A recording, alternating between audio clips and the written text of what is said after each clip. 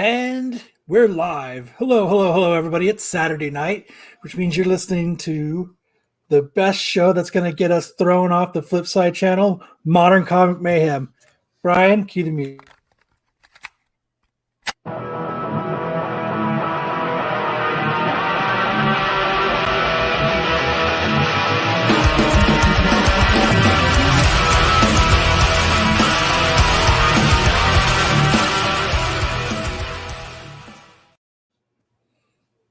Good evening. Glad all you guys can be here. Tonight, I've got the famous Brian McClay, a man amongst men, the comic book Jesus. Yeah. And we've got Solo, the guy who does the show that actually gets pulled off of YouTube. We try. How are you guys doing tonight? Doing good, man. It's been a long day, brother. It's been a long day. It's been a long week. Yeah, but I was telling Kyle earlier, I made a mistake with an edible for the first time in a long time, and it made it a long day. But you guys can find that on the podcast. Make sure you guys go check out youtube.com/thebodcast. New episode coming out in the next couple days. No, literally. Don't. Didn't expect that to happen. Yeah, not that quick, man. It was like, it even says on the bottle, it's like you have 2 hours, about 2 hours. It will kick in about 2 hours, and about 2 hours it kicked in. Yeah, it was like couch walk. I wish that gel tab back in '93 would have said wait 2 hours, because that second gel tab I should not have eaten. Brian had texted me and he called me. He's like, "Yeah, I've got the podcast to do, and then, in a few hours we'll jump on and we'll get the last couple things ready for the show." And I'm like, "Perfect, sounds good." I get this message I get this actual a picture, just a picture of this thing. I had no idea what it was. Brian's like, "Yeah, it's gonna be a while before I get there." He's like, "I'll try to be on right before it's time." It's like, oh man, here we go. Oh man, it was new, and I didn't expect it to be that crazy. That's for sure. New and undoubtedly improved. Yes, very improved, very improved. So make sure you guys follow that on the podcast. But yeah, crazy. It wasn't a 5-hour energy, was it? No, it definitely wasn't a 5-hour energy. That's for sure. That's for sure. Like I said, I went to go get up to go home, and I went, nope, I need to take a nap first. So 2-hour nap commenced. But it's been a crazy week here at the channel, guys. Like, it's been absolutely bonkers. We had the Dinesh interview, which was really cool. The Mercenaut broke the internet last week with that Spidey Super Stories #1 book, which everybody dig mine out. I got one of those here, and it's actually in pretty decent shape. Now, issue #4 is my birthday book of that series. Really? And if the cool thing of it is it's issue 4, and it came out in January, so it literally says my birthday on the cover, January 4. That's awesome, dude. Yeah, so that's one of my favorite, I don't know if I have my birthday books. I never thought about getting my own. I know people collect them, but I never even thought about it. I got them up. I got Batman, Iron Man, Captain America, Flash, Hulk, Green Arrow, Superman. I have them all. Not all, but I got a whole bunch. Nice. The day wall. I saw that and it said January 4, I was like, what is this? And then I started getting more. I knew of the books, but it never dawned on me, but to see your birthday on the front is like, whoa, that's rare. I'll take that one. Yeah, it's just a cool book. It's nothing more than just a cool book, a cool thing that, was found in a book that we either forgot about or, we didn't know about. And that's what speculation is. That's what CBSI was built on, is, people showing cool books that other people don't know about. And that's what I love about it. I really love the fact that it was found at a con with a bunch of friends getting together from, different cities for the first time in a long time. And just that feeling of showing your buddies books that you scored at a con and then like finding something really cool. And I told Kyle, like, I instantly, when that happened, I sent Kyle a message like, man, I want to go to a con so bad. I want to go to a con so bad. I want to go. And it's really hard for me to say that, right, Kyle? Like, I've been. Yeah, because the last 4 or 5 years of cons, you've been like, F the cons. I'm not doing that. I'm not getting on my hands and knees. And here it's hard to, in Phoenix for some reason. I don't know if it's because it's a summer con and like the books have been picked through or what, but it's really hard here to find those in cons, like those they didn't know about this book, or that that lucky find that you get once in a while. Everything's just, I don't know. That's what I was telling Brian too. Is we were talking about missing just going and digging for books. Yeah, absolutely. And there's just no real honey holes here, and it's kind of a bummer. Well, I think there's so many people here that collect, and so many people here that, and even though we have a ton, like Phoenix is just a mecca of comic shops and toy shops. And I don't know about that. It's not a mecca. It hasn't been a mecca for a long time. It is a ton. There's not really, bro. Okay, let's talk about all the comic shops in Phoenix. Okay. All right. You've got Drawn, Jesse James, Two Samurais, Greg's.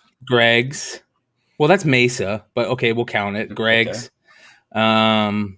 Mr. E, where is that? In Maricopa. There's Fantastic Worlds. In Scottsdale. Brandon's over in Mesa. Brandon's.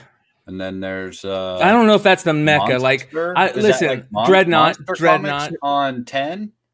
Dreadnought, no, Monster. I don't know if Monster Comics is there. Listen, there's a lot of comic shops here, but we're not a mecca. We're not like the Mile High or the Midtown or like, there's like these amazing comic digging places here. There's. Well, I'm not saying there's a ton of like great, digging holes here. I'm saying that there is a ton of shops here. Mm-hmm. It's I don't know. You look at it's different from East Coast. It's different. I've said it before though. Some of my best finds have come from Jesse. Sure. Well, yeah, because he's constantly getting new stuff in. Well, here, let's talk about this. How many of the shops that you go to are constantly getting new backstock in?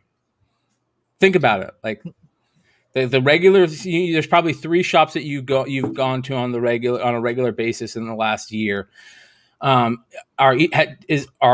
of those shops have revolving back issue stuff? No, Jesse's it that I can think of. Brandon gets quite a cycle. But it would be nice. He's getting them from somebody who has bought a ton. Well, that's the name of the game. Listen, that's the name of the game. Absolutely. And what should be nice, what I wish we had in Phoenix again? I wish we had like the little dude. It would be a great time to get to the point where we could start putting on the little shows, like the shows that Dino and Nico and Carter are going to out in Ohio or wherever they're at.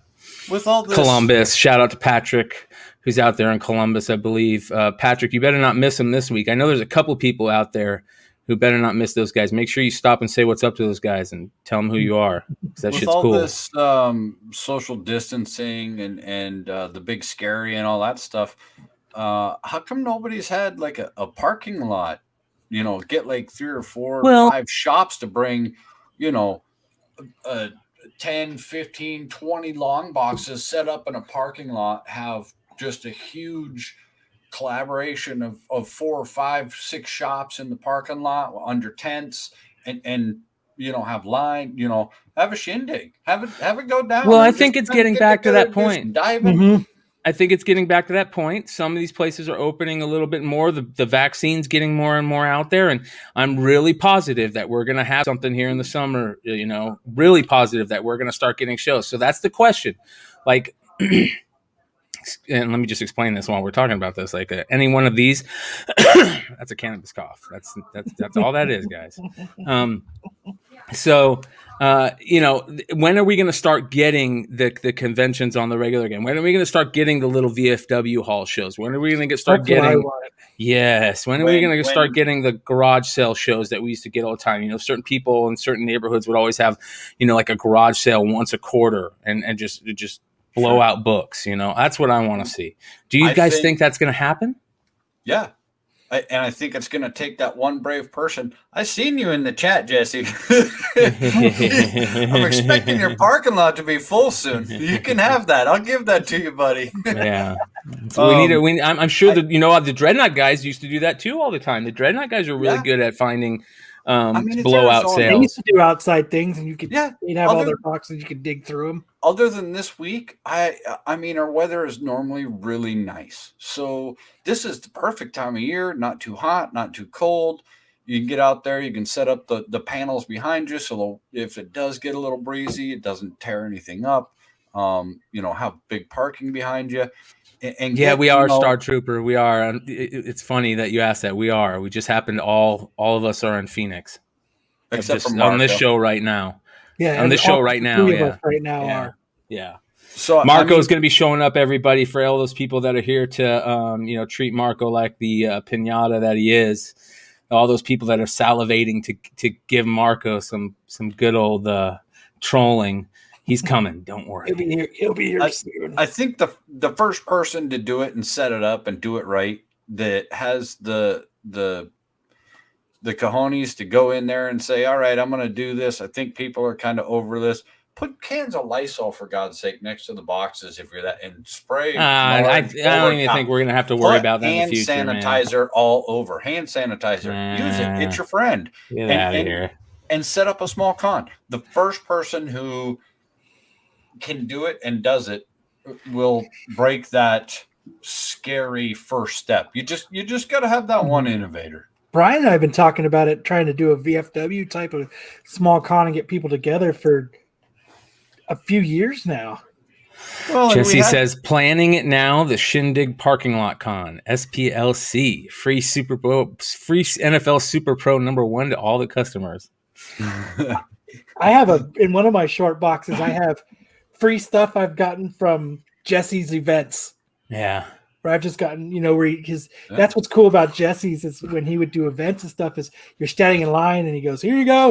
And there's like goodie bags he's throwing out at you. And you got free comics and that's, that was always the fun of standing in line for Jesse's events. Well, to me, that was one of the best parts about, the talk about that book and why that book was so much fun to talk about on Flipside. And then when Gallagher was like, he's like, yeah, and those books were the only books that were allowed in schools up here in Canada. And I was like, oh, that's kind of cool. That's kind of cool. That's kind of dope. Well, that's pretty cool. There was a lot of those books here in American libraries too. Those because of the electric company, that was their big push into the market, because they were like Sesame Street and the Electric Company and all that. So I remember seeing them in the Colorado libraries as a kid. Yeah, it's pretty cool. Morgan Freeman book, that's for sure. Yeah, that's for sure. Morgan Freeman. Yeah. And we got some famous people that live here in the area, so get them in there on that con. Have them do a signing. Have them do he's not real big. So Mick something. Mick. Yeah. You know what I heard about that guy? He might come down. He makes these fingerprintless boxes. Oh, God. So when you touch them, there's no fingerprints on them. They're dope, dude. You can run your hands down. I've seen them. I've experienced the thrill. I watched some guy fumble around for about an hour. Yeah. He was just running his hand all up and down the box. Like, look at how cool this is. Yeah. So the other news was the Dinesh stuff. So I talked about it on Drunken Chat last night. We are going to have Dinesh on Flipside on Monday. So we are looking forward to, asking him some more questions, talking to him a little bit more about everything that's going on and maybe trying to ask him a little bit of the live questions better since it's a roundtable type show. And a little more laid back, and maybe we'll be able to ask some more questions from the chat and stuff like that. But make sure you guys come and check that out. What's that? Roundtables are kind of fun to do. That's how when I did that Kevin Eastman interview when I entered a few years back, it was a roundtable style, and it was just, you just kind of and it's a lot of fun to do it like that. Yeah. Well, it feels a little bit, I don't know. There's certain interviews for certain things. And I think, the Nico style interview, we all know what a Nico style interview is. And it was a nice Nico style interview. And it'll be nice to have him come hang out with people on the show. We all know, listen, it's funny how this channel works. It seems that our interviews work better when we just have these guys on and they just hang out as part of the show, as you guys know with Hive last week. Like, I got so many comments from people telling me how much fun they had watching that show last week. So shout out to the Hive guys, and shout out to Greg. You guys are welcome whenever you want. You guys, I love the Hive guys. They're great. The book that's my background right now, the pre-order was today. So not bad. I got my order in, so I know I'm getting. Well, a matter of fact, here let's give a shout out to the Hive guys real quick because they are dope dudes doing cool stuff. So there you go, 9.8. You can get them today. Cult of Dracula #2, yep. The Maria K variant. So pre-sale at 4 p.m. 3/13/21. That's a beaut, Clark. It is a beaut. It's a beaut. And a John Gallagher cover coming out. That's for the ages, you guys over there. I don't know if they showed it yet, but I'll do everybody a quick favor. Trust me, this is a good one. All right, let's go look up good old John Gallagher here. Uncanny Knack. Is that honorable mention from last night? That is a Pikachu card. Here's your new next Hive Comics. Okay. Yeah, Department of Truth #9 cover. Look at that. Holy moly. Wow. That is pretty gnarly, right? Yeah. It's a play on that variant with the big bad in Department of Truth, who is a really creepy character, and a little bit more realism to that, and really good just John Gallagher stuff. I mean, gotta love John Gallagher art. Cool dude too. So shout out to Hive Comics. The Dingo HO, baby. Yeah. That's a beaut, yes, sir. That's a beaut, Clark. That's the gift it gives all year. What up, everybody in chat? Thanks for hanging out. Much love to everybody. The Cheese of the Month Club. I heard last week that the chat was fucking fire. Like, just absolutely. It was hard to read because at one point it was going, and not that I was reading it, but I went back and watched it because I was busy playing fingerless print boxes or, fingerprint resistant boxes. And so I had to go back because it was just fire. And I could tell because every now and then I'd peek and it was just, I was going so fast. You couldn't keep up with it. It was like, wow. Ist, no whining. This is great. No whining, Ist, or I'll make it 2. You don't like one milk commercial? You're going to get 2 effing milk commercials. Baby eating covers. Shout out to Matt Roybal, who got me the Shakespeare baby eating cover, the foreign book. You guys, I think I've talked about that on the show before. Really cool stuff. Make sure you guys check out Global Comic Safari. So yeah, the chat was hot last week, man. They were loving it. They were having a great time. Greatest. I mean, let's face it. Flipside, greatest chats this side of the earth, man. Our crew, our chat crew is the greatest, man. They love it. They get in, they tell us, they correct us when we're wrong, they laugh at us, they have fun with us. Greatest fans ever. Well, we need to start getting some more moderators going. So we're going to start trying to ask some of you guys if you guys want to be moderators here in the future. So if you get a message from somebody on the channel, don't be surprised. Channel's getting big enough to where we can start maybe getting some of this cool, bigger channel stuff going and get some moderators rocking. I know Patrick's in here moderating a bit for us. He's doing a good job, and we need to get a couple more and if you're lucky, maybe it's just a trolling picture of me in a Speedo. You never know. That will never happen on this channel, Solo Wookie. You saying Mark Bryan's words. Ad blocker on that shit right there. I don't look good in the Speedo? Man, that's nice. Oh, like you got to get that shit to grow much faster, much longer before that's allowed on this channel. It's got to be like your whole body size. It comes down to it comes back together. This brings up a good point I want to talk to you guys about because you guys both have beards. You guys notice this little lip that you get from wearing a mask if you have a beard? Yeah. It's called the beard bend, I call it. This right here. Yeah. I am getting ready to cut my beard because I can't handle it anymore, man. It's go to a gator. Go to a gator. The dive? No, those gators, the net gator that comes down. Yeah. I can pull it all the way up over, and then it kind of rests the whole thing there, and it's not nearly as bad. That's a great point. Yeah. But don't it's getting hot here in Arizona soon. Don't go cutting your beard. I think there's rules and laws against that, and it ain't November. Comic book Jesus can't cut his beard. No, yeah. I mean, we got standards and rules about beard stuffs. Yeah. That JJ Maxwell, that did look like Baraka, straight up. Straight up looked like Baraka. Old school. Did you guys see the Mortal Kombat? Did you guys talk about the Mortal Kombat trailer? Nope. Did you guys see it?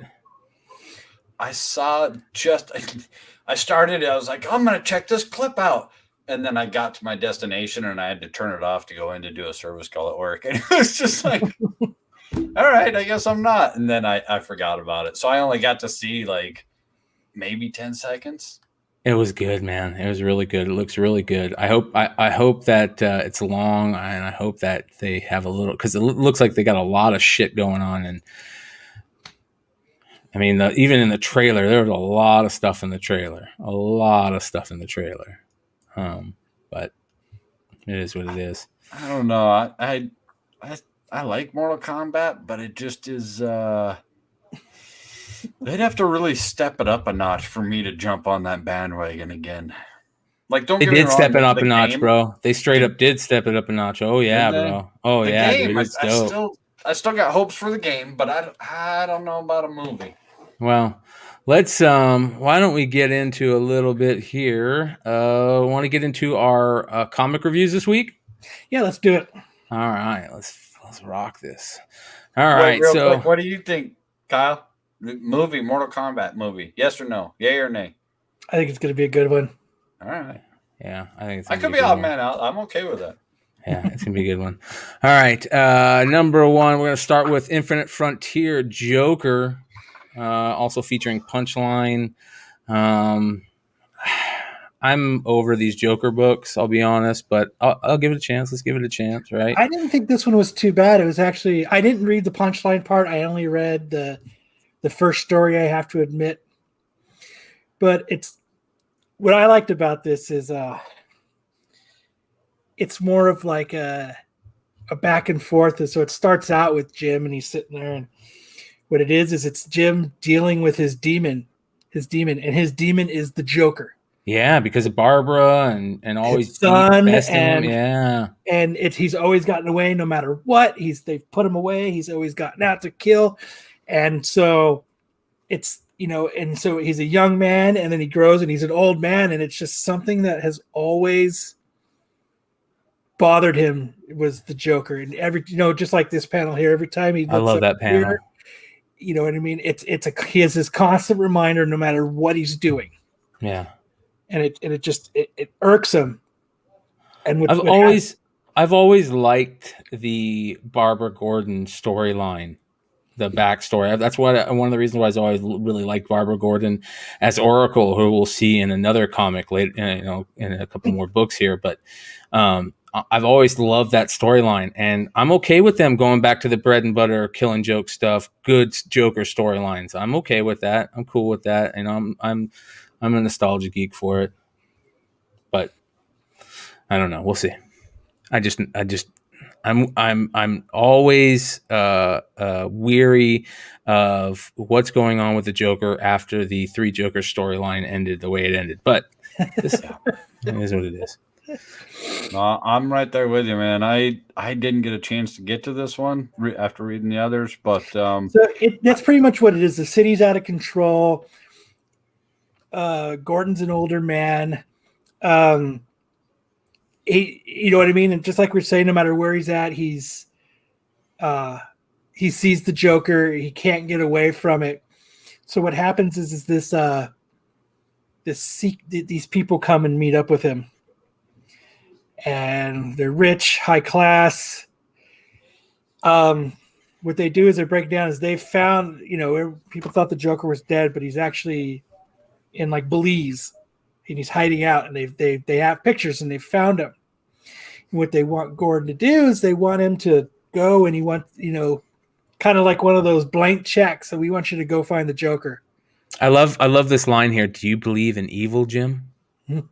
And it was like, yes, I do. It was a constant theme through the whole entire book, because it was in the very beginning of the book. When he's a younger man, one of the older cops comes up to Jim and says, "Do you believe in evil?" And it actually was like his demon was actually, they kind of alluded that it was like a younger Joker in the beginning, and he had come in and he was like eating the heart of this person, and like he asked him if he wanted a bite. And then he went to go shoot him. He couldn't do it, and that's what he tells Jim is that if you ever get the chance, aim for the head. So there was a constant theme through this. And then, so that's just saying blank check. How did the Joker get to Belize? Like, hey, TSA, maybe you ought to not shake me down so much when I go on a flight and pay attention to the dude with the green hair and the white face. Like, right.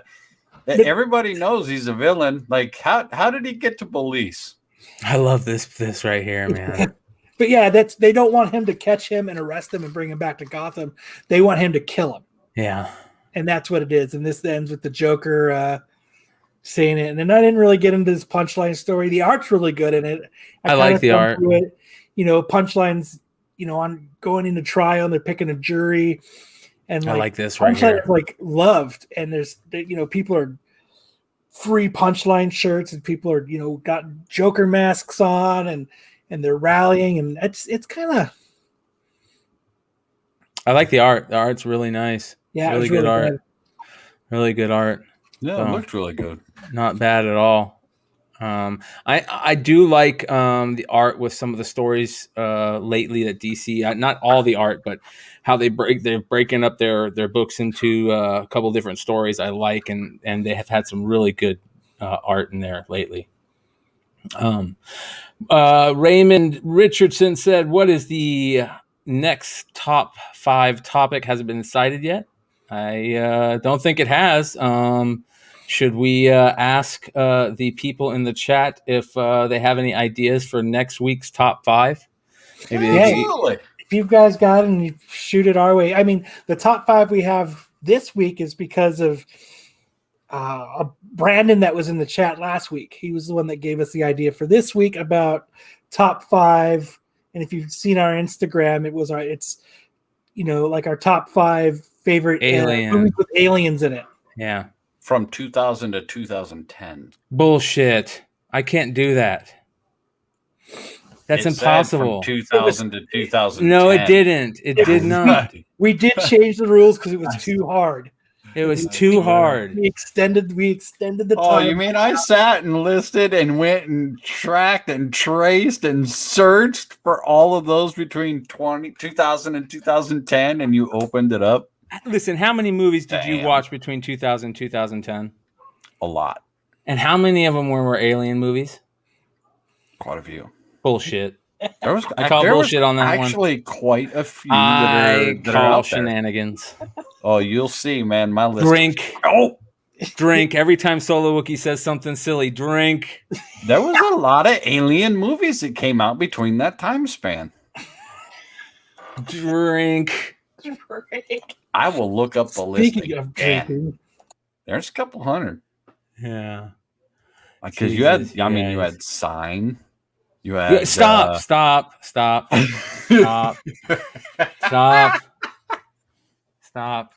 Yeah, so you guys start thinking of good ideas, and if we see something in the chat that we like, we'll shout it out. So Nope, sorry, Cherokee. I only put natural ingredients, berries and herbs. Bacon fat and skull. Ooh, deep cut indie comics would actually be a pretty good one. 5. Skull. Well, what does that mean? Top 5 deep indie comics. Deep cut indie comics. Show me something crazy. And maybe we'll see what else other people have. We'll see what else other people Johnny have. the homicidal maniac up there, and Yeah, well, hey, talking about homicidal maniac craziness, why don't we talk about Maniac of New York? That was another book, and I think there's something kind of cool about this, right? There we go. there is something cool about this book. There's something really cool about this book. Have you guys announced it yet? We have not.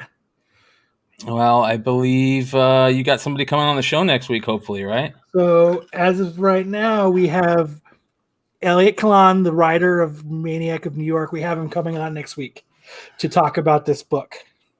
Very cool. So we're really excited about that. We reached out. He's excited to come onto the channel and talk about it. So it should be pretty fun. Yeah. And we were all able to pick up a copy at our local comic shops this week.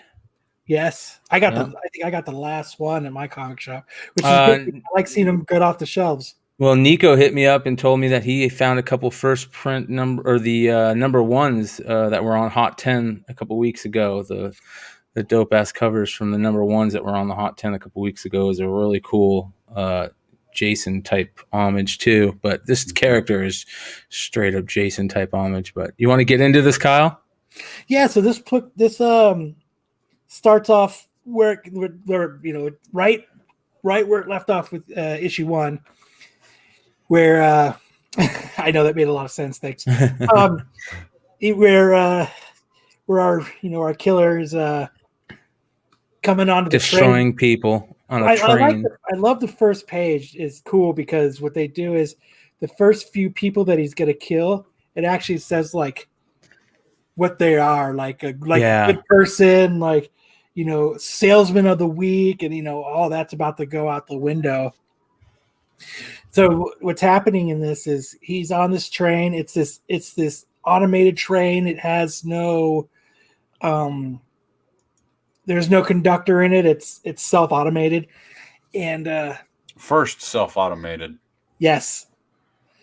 And so he's coming on and he's murdering people. And what's going on is the mayor of New York doesn't want to stop the train because he doesn't want the bad publicity. So they wanted to kind of wait until the end of the line. So what this book does is it bounces back and forth. It's what I thought was cool too. So we get to see some slaughtering, and then it goes back to the task force kind of trying to look through for everything. I really like the art on this book, man. The art on this book reminds me of something that I like, that I've seen it before. I don't know. There's something about the art on this book. I really like it.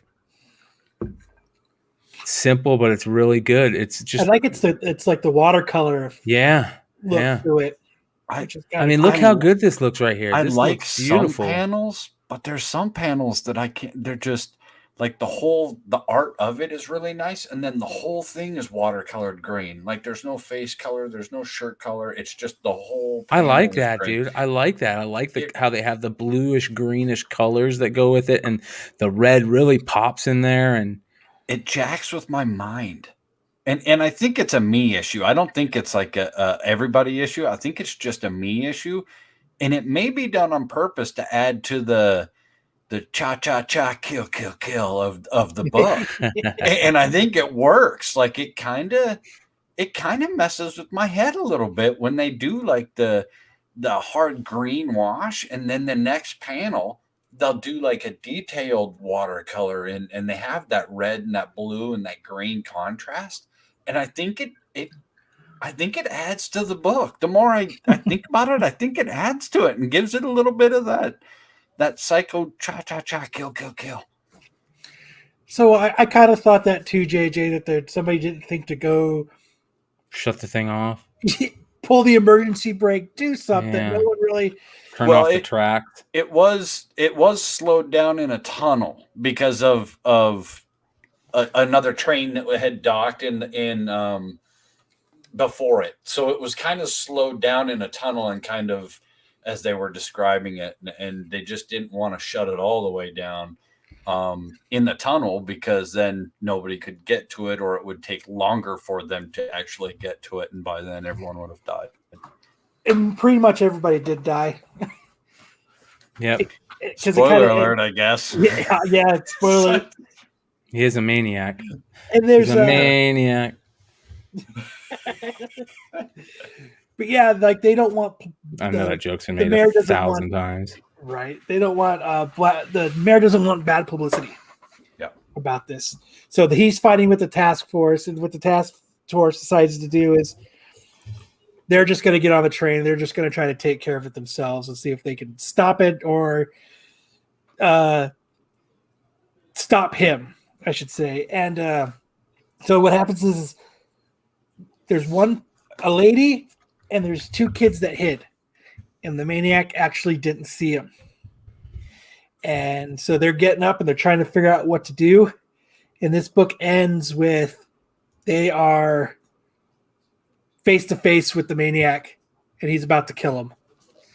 And that's kind of where this book ends. It's a great read. It's a fun read. Well, they're doing good stuff Maniac, over there. sure. Yeah, I mean that book was on the Hot 10 not too long ago, right? The number one was on a couple of weeks ago. So they're doing good stuff over there. Did you guys? I was looking at something over here. I seen people putting in the chat. I'd love to. Joe's Dueling says, "I'd love to see more discussion about Kickstarter, Indiegogo projects. A lot of good stuff off the radar." And did you guys see the Adam Hughes cover that was on the Hot 10 for Pop Kill number 1? Mm-mm. Wait until I show you this. Okay, so you guys know you guys know me. I'm a huge Adam Hughes fan. And this cover is freaking amazing.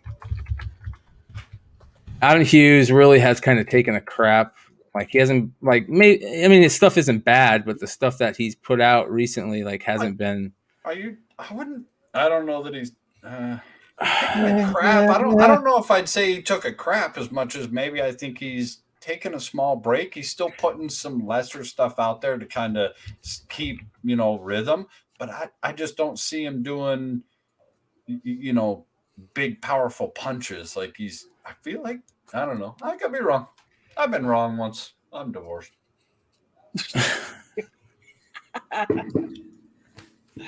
I'm trying to find it, man. I don't know why I can't find it. Putting out what he was putting out a while ago, where it was just piece after piece was just jaw dropping.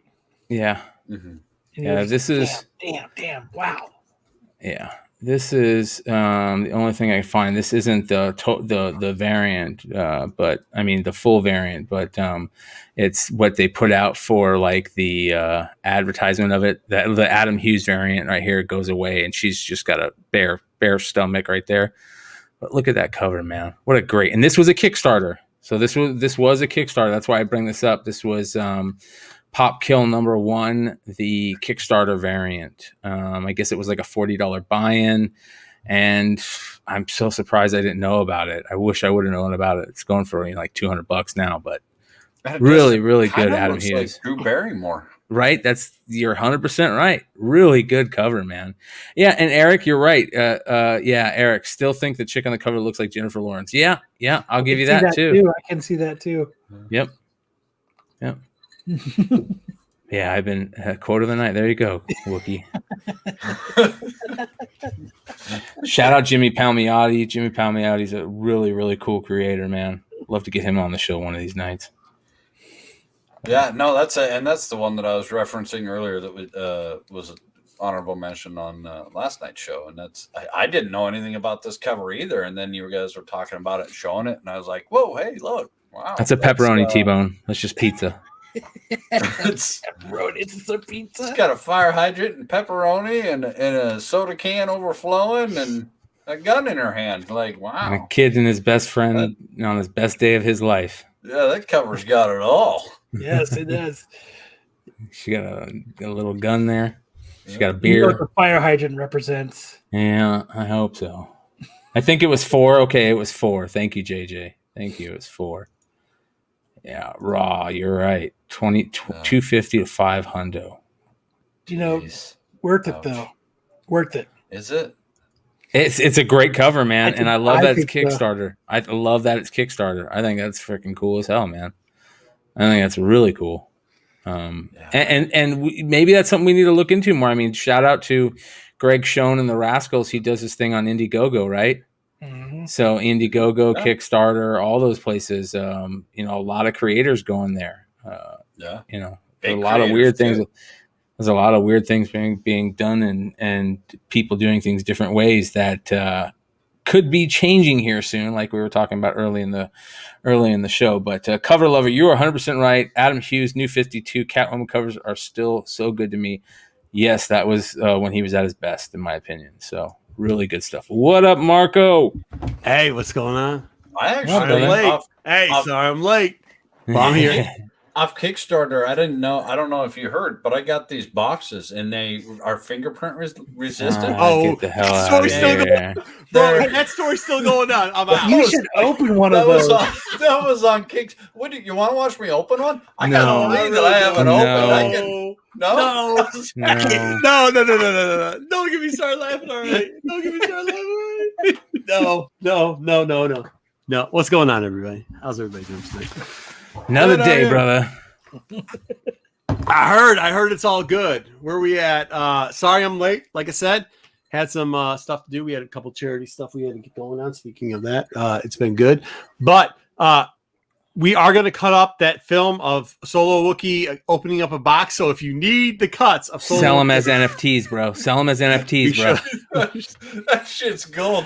You'd be making 1,000, 10,000, 4,000. I mean, an NFT per NFT. Later. Dude, love it. I fucking 10 absolutely hours love later. it. Man. Love it, dude. It's good shit. Great. What do we got going on, though? What's up? We're in the middle of comic reviews.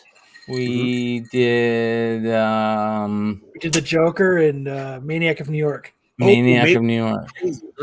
Did you tell them the good news? Hopefully, we get to see the. Sorry, yeah, we did. Another chair in here. I gotta get a couple cheers. Yeah, right, amen. Good. So the writer of Maniac of New York going to hopefully be on the show next week, next Saturday. So make sure you guys keep an eye on that. Make sure you guys like, subscribe, hit the bell so you're notified of every cool thing that drops on the channel. This channel is firing on all cylinders right now. On to the next show, on to the next content. Doing really good stuff over here, and we hope you guys enjoy it. So make sure you guys subscribe. And watch IG. Make sure you guys are following Modern Comic Mayhem on IG. Make sure you're following all the shows on IG. Make sure you're following Tales from the Flipside on IG and all that fun stuff. I love it. Don't follow Tales from the Dark Side. Oh, come on, man. Most hated man in Star Wars and comics at this point. So, wait, what's up? I see you, Scott. Nuclear Family. Did you guys read Nuclear Family? See. Did. Really good art in this book, man. Yeah, I did like the art. I thought it was very really good art in this book. The Hive guys had a really cool cover that they got for this book. Yeah, a really cool cover. Matter of fact, let's show them that cover while we're talking about it. Kind of almost a throwback, kind of old late 80s, early 90s style of art, but with a little cleaner detail. I like it. Yeah, I bet you do. A little cleaner detail. Shout out to Hive Comics, Nuclear Family, #1, Neil Nielsen, Virgin, limited to 300 copies. We showed you guys this a little while ago. If you didn't get on it, man, get on it now. It's dope. Yeah, dope ass cover. Super dope. And I think this is the guy's first cover, if I remember correctly.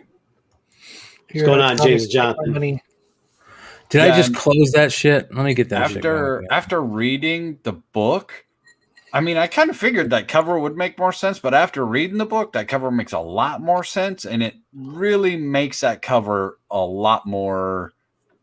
Look, James and Jonathan got to be two of the smartest guys that are doing covers that right now. They had Peach before anybody who knew Peach was. They are smart, man.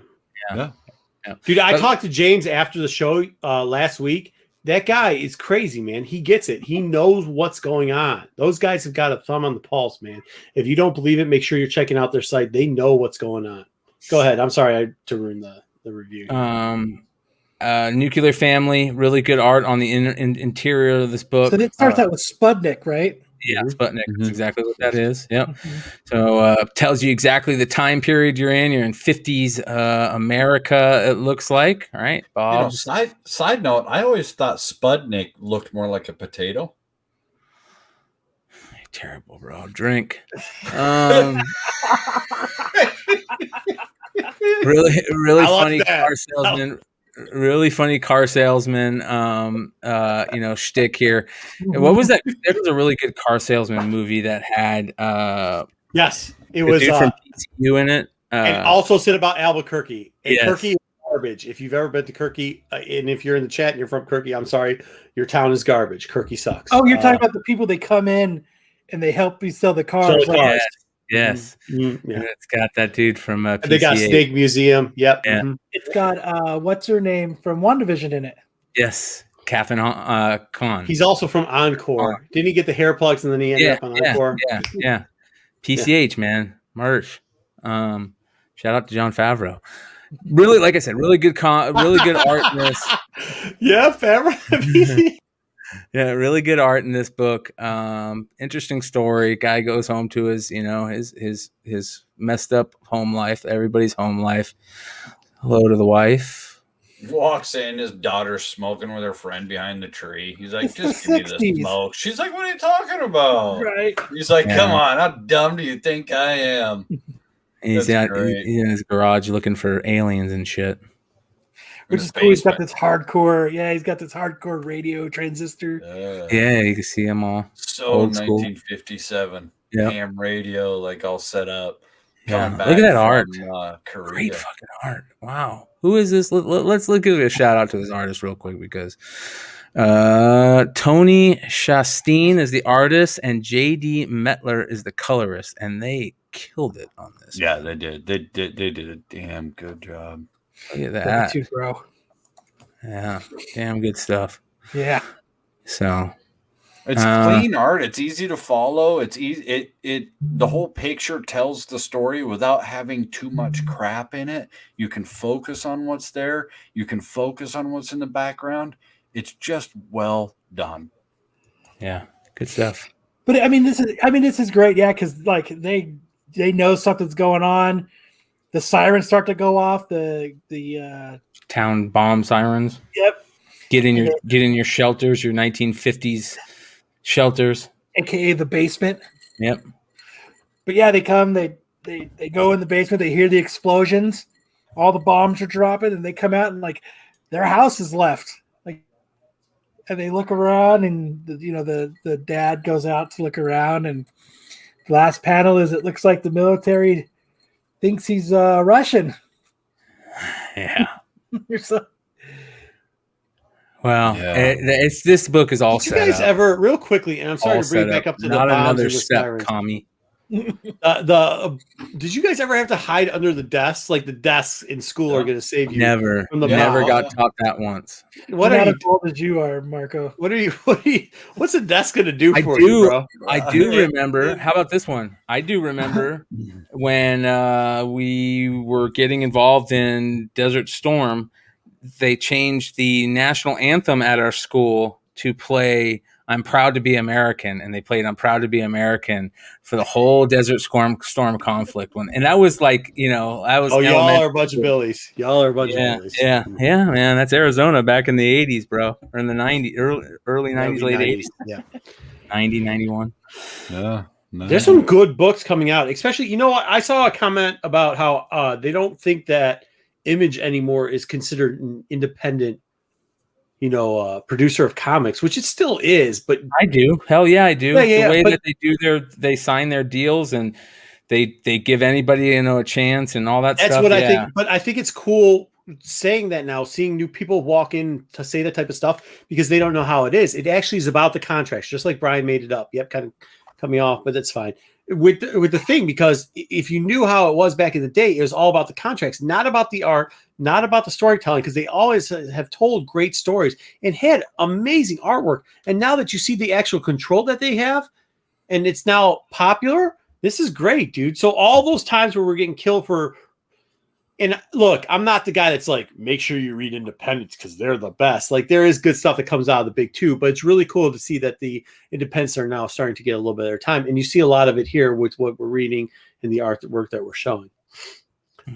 Nice background. Shout out to Hive Comics. Yeah, I did.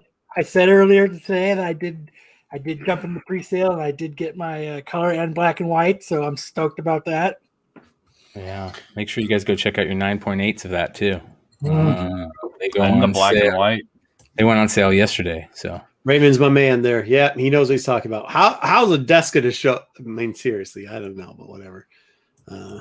Either way, what's the next book we got? They built better desks back in our day. Well, No, they didn't. Spider-Man. No, they didn't. No, they didn't. Those desks were junk. Carve your name in. Yeah. Let me he said Spider-Man. How do they call that again? What did they call that? Non-stop Spider-Man, the first half is a little slow, but Spider-Man. the second half's great. That one? Yeah. That book? Yeah. Non-stop Spider-Man. And I'll gladly stand up next to you. Right? Jesus. I heard that for a year straight. We just said the Pledge of Allegiance where I come from, so I don't know. We did the pledge and the national anthem, man. And we had a woodshop teacher that in junior high that used to go, if he caught you doing anything but either mouthing the national anthem or he would get in your ass for that shit. We did not have woodshop. Any school I went to, there's no woodshop. We don't. That's I had a passage. Autos or metals that class where you learn to like weld and shit. Where did you? Yeah. What?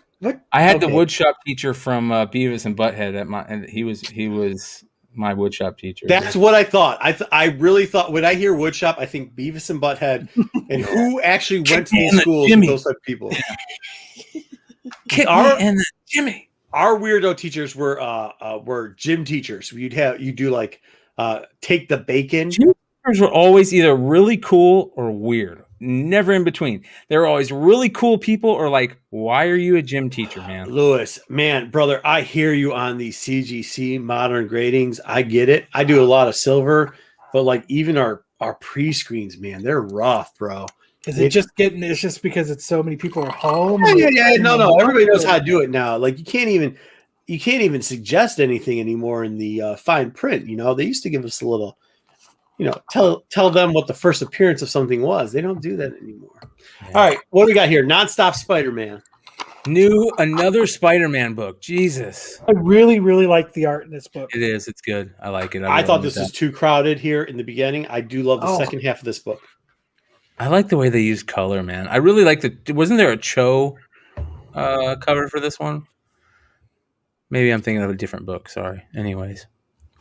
Wait, hold on. Peter Parker Pants wants to know what Take the Bacon is. So it pretty much is they put a cone in the middle of the gym. They put a wiffle ball on it.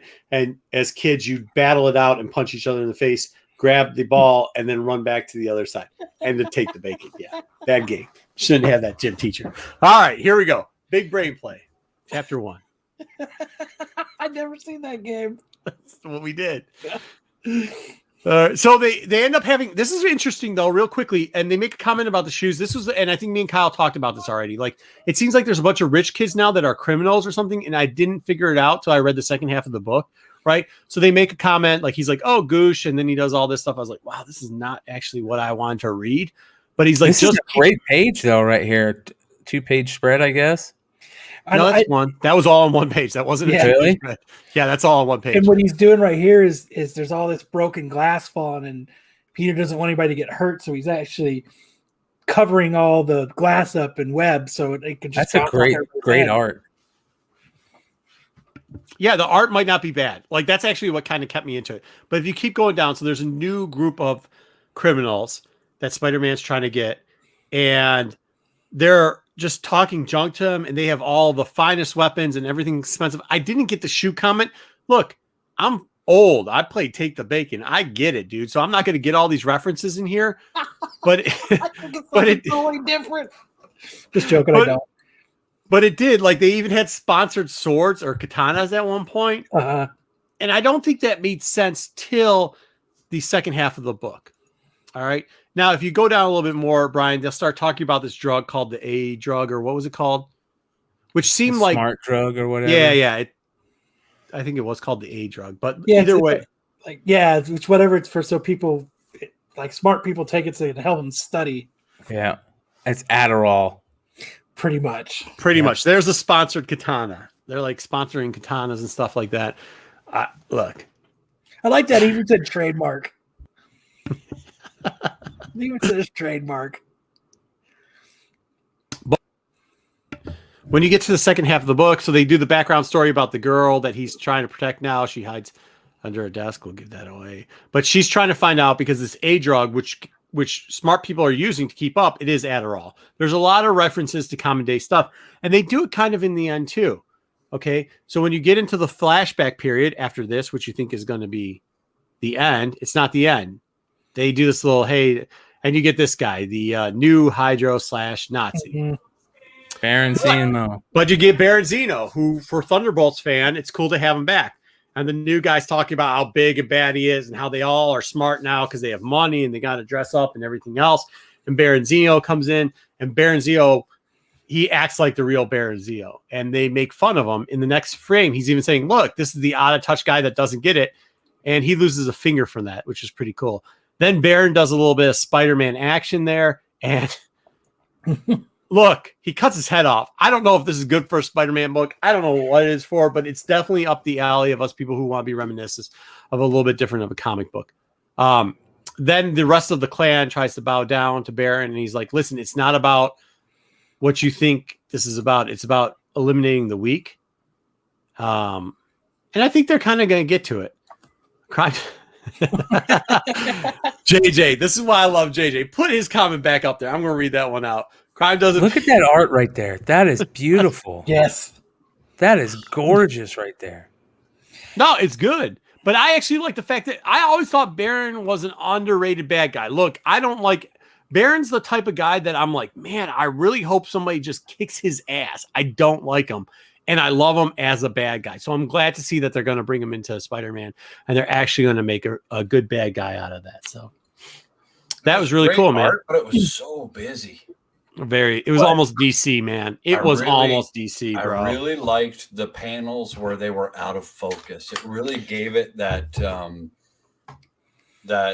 like concussion grenade fuzzy feel, you know? I thought they knocked it out of the park with that.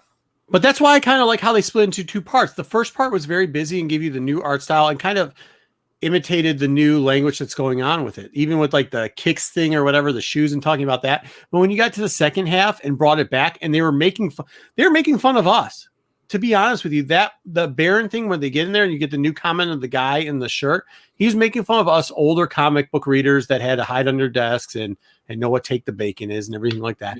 And to be honest with you, where he showed up in though? A board. Oh, Jesus.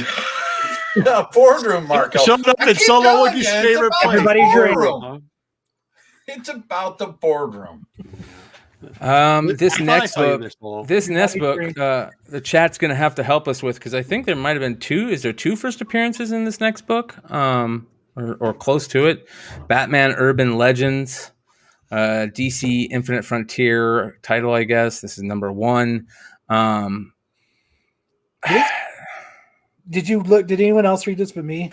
I read it. I didn't like this story that much. I mean, they do the whole Jason Todd is out there looking for the same people that Batman is looking for, and they do this, this look back in time, and they show Jason Todd training and finding Bruce's gun safe and all this stuff. And yeah, I get it. Jason Todd uses guns, great. And then Jason Todd is, pissing off his dad, whatever, I get it. What? Same old. It is, right? Is it not the same old with Jason Todd and Batman? Yeah, but I still thought it was good. I'm just being honest. Like, this felt like the same old, and I don't like Jason Todd's uniform or costume. Kind of weird. I like Jason Todd. Jason Todd's a great character as Red Hood. He's a great character, but he's kind of whiny. But anyways, it goes and it shows that here's another drug thing. They're out there on the street. They were doing this drug thing. But is this kind of weird because Jason Todd is this his new sidekick? Is this Jason Todd's new Robin? Finds this kid. You could see that he really attaches to this kid because he's like he sees similarities, his parents and mom and drugs, blah blah blah, and so he shows up and he finds the kid, and the kid's mom is ODing on this new drug. And so Jason immediately says, even in the comic, he's like, it's just like my mom and just like me and growing up, and I felt bad for this kid, and yada yada. And so maybe we've got at the end of this one, they show the kid is out there running around with them, and there you go. So do we have a Jason Todd with Jason Todd? So JJ, so he actually explains it in this book. Yeah.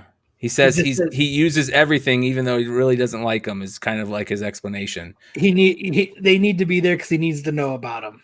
Yes. Yep. He doesn't like them, but he still needs to know how to be proficient with them, I guess, is the whole thing. Yes. But again, he's trying to track down the kid's dad. Yes. When it comes to the kid's dad is working at the place where they're manufacturing all the drugs and shipping the drugs out. Yeah, and they find him. Yep. And he might be he did say his superhero name is Blue Hood. Well, here's what's really interesting is that Jason Todd pops his dad in the chest. Peace. For talking shit.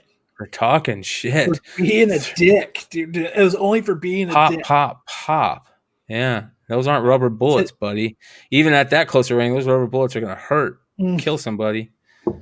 So, anyways, this is what I really like, though. I really like this story. This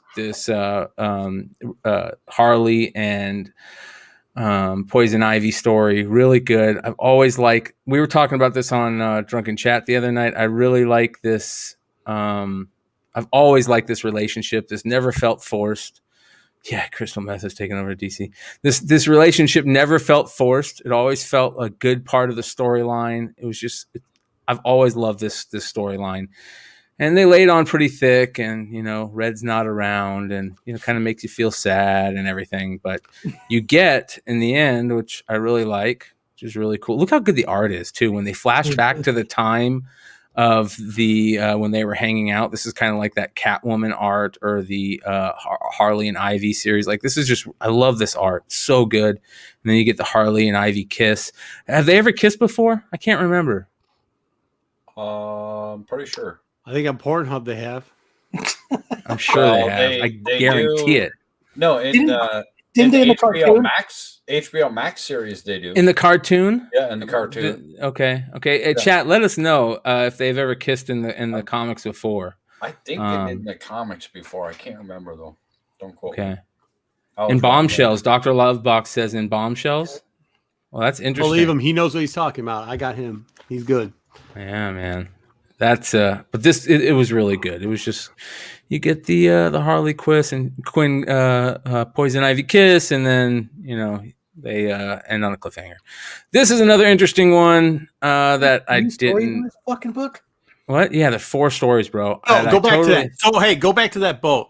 So that's a Chris Craft with cedar in it. I almost bought one of these. That's like a $60,000 boat. Buy it next year. That's straight out of Indiana Jones, man. Drink. Straight out of Indiana Jones. This was a weird story. The only thing that I really liked in this was seeing this G.I. Joe character pop out of this book out of nowhere. Like, tell me this doesn't look like a G.I. Joe character right here. That looks like a G.I. Joe character, right? On a G.I. Joe vehicle right there. Drink. Yep. Shout out. So that was a good one. Brings back Metamorpho. Just make sure you can handle your drink when you do it. Drink. Yeah, this is another interesting one because I don't like Grifter, whoever this character is, so I kind of skipped over it. But I did notice this, everybody. Is this a new character? Is this the first time we've seen Mrs. Freeze or Nora Freeze as Mrs. Freeze? As a villain? Yeah. Ooh. It might be. So there might be 2 new first appearances in this, right? Has anybody let us know? We need a flow chart on DC Comics and how many new appearances each week they have. Because at this I'm point, sure there's 10 lists out there. Holy we can Christ! go At this that could be our next week list. Yeah, Get out of here, man. Jeez, oh, Pete's, man. They're really trying. Unfortunately, if they spend as much time with trying to create new characters as they do with writing quality storylines, I think we might have a little bit of change here. And I think some of us really want it. We've seen some good stuff going on with it. But it does seem that they are adding a lot of new characters here. So make sure you're going out there and picking up those dollar book DC characters. Oh, yeah, there's that. And then him and Batman fight. Yeah. Shout out to Jim Lee. At least they're trying something. Yeah. Yes. For a minute there, I thought they were talking about shut her down. We're talking. Okay. I think we were all scared about that, right? That's what you say when that little 5-year-old's up to swing and you're at least he's trying. Yeah, absolutely. As long as they ain't doing it in my damn yard. Batgirl 69 and 70, Dr. Lovebox says. So there you go. Yeah, and that Gardner, there was that new Gardner character, right?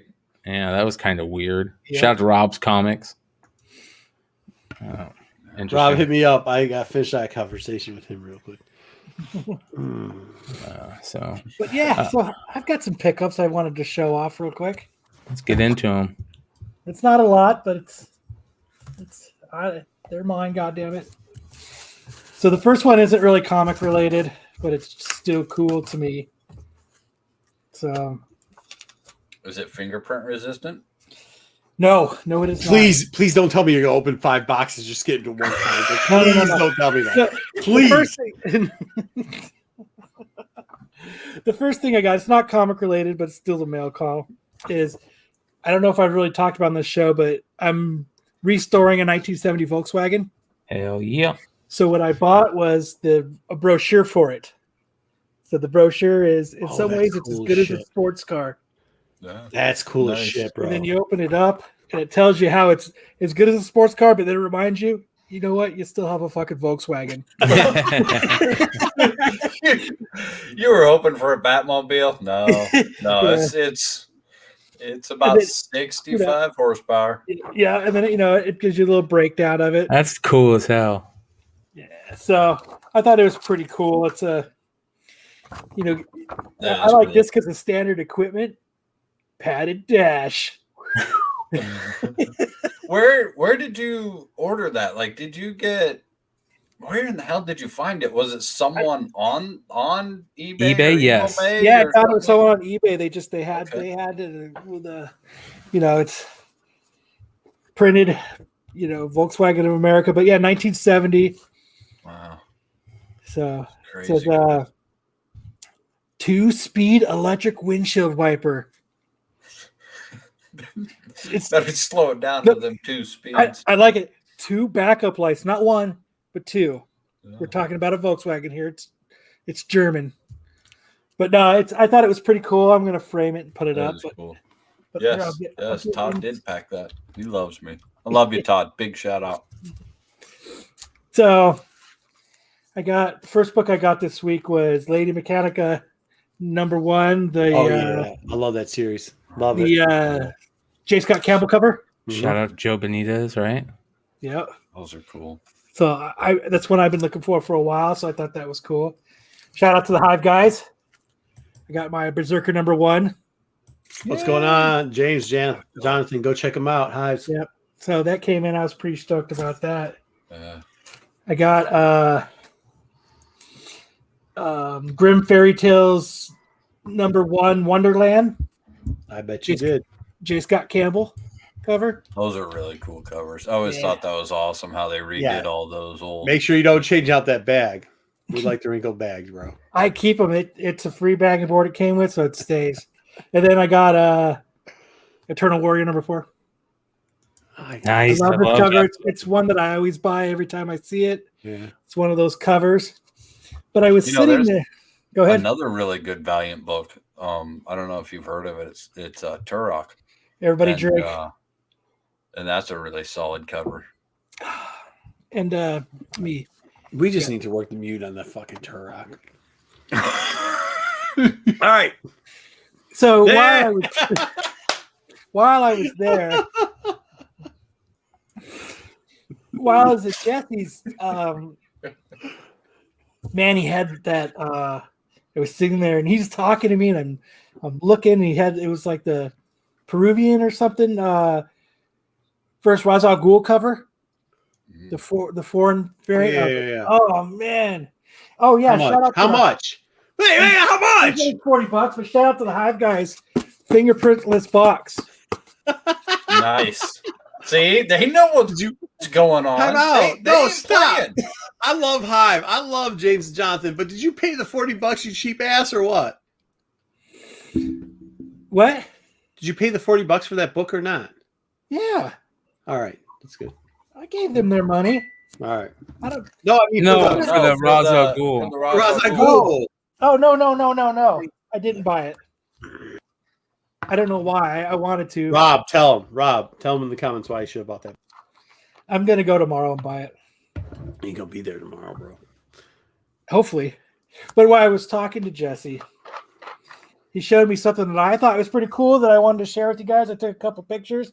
He would not let me take it home because I asked. I'll share my screen here. He said you can buy it, but you got to leave it at the shop. You can only take home pictures. He didn't. It was one of those things. I think this is one of those things that if you ask how much it is, that means you can't afford it. Yeah. So what he was showing me was it's. You can't pull it up on the screen. Oh, it's this Superman brochure. Oh well, that's So cool. what this is it's the most successful program in television. So what this was is the salesman took this to the stations to sell it to the stations. salesman copy. Yeah, so that they could, premiere it on the channels. So these are called salesman's copies. So a lot of times in like back in the day, especially when they didn't have like mass media like they do now, salesmen would go around with what's called salesman's copy, and it'd be a short form of whatever it is. If it's a toy, it would be a scaled down version of the toy. If it was an appliance, it'd be a scaled down version of the appliance. It'd show all the features and everything that was going on it so that they could pitch stores to buy it, and you'd have a regional seller for these things. And sometimes they'd sell different stuff. Like they would sell something like this, the Superman thing, and the next thing they might sell is a Maytag washer, and they'd have a scaled down version of it. There's a whole collectional market of just salesman copy stuff, right? And this right here obviously is Superman full color for the show. Like, you should ask Jesse what this costs. I might be interested. So what this was is number one and number one. All this was is all about how big it is of a show. Superman's audience. Big. I mean, that's really what it was. So they would go in and they're trying to pitch your local yokel, which they thought, I'm not saying it was to local yokels, but they pitch it to it where it's non-regional so that they could understand what's going on, how important this is. Because you have to think back in the day when this is going on, it was very regional type of stuff. So like, let's say that you're from Detroit or Volkswagen. So let's say you're from Germany, because we had a Volkswagen on here before, and people in Wyoming don't know what a Volkswagen is. So you'd have to have this, just like Superman coming out of Ohio. You wouldn't know on the West Coast what this is. You have to have a guy explain the actual numbers and how popular this is in the Midwest. Mm-hmm. And then they'd explain what's going on here. And that's what a lot of that stuff kind of was, and what type of features it would have. Yeah. So this is what this showed. It showed, 7 rated half-hour adult new show. And I just thought it was cool. He was showing it off. What this right here is the actual, you can't have it. It's the actual ratings. Yeah, the rating list. So it was. I love some of the titles of these shows. So like, I wish you would have the picture of this dude. This dude's coming in a 3-piece suit. He's got the polyester tie at this point. His slacks are matching. His collar's a little bit big. He's coming in. He's like, "Listen, I got this cool thing with." Oh man, this is so cool. This is really Argyle socks. So you can see like in New York, 6:30 to 7. Yep. Superman, 877,000 homes. So cool. Wow. And it was bigger than News Weather, Sandy Becker, Big News, and whatever Let's Go is. Like, I would like to find out what's Let's Go. Wasn't that a kid show? Or I think it was. I think it was like because this had to have been at night, so I think it's more of a family show. I'm assuming. You just have this thing over full screen. Take this over full screen. I want to see this. Yeah, that's dope, So man. That's really cool. Like Dayton, Ohio, Superman beat the Rifleman.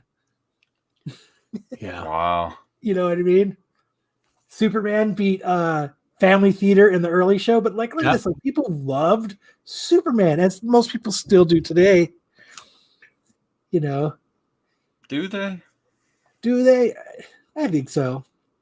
Man, it doesn't pay like it used to. I wanted to watch this show, Have Gun Will Travel. That's the show that I miss. So this is definitely a salesman sample. This is huge.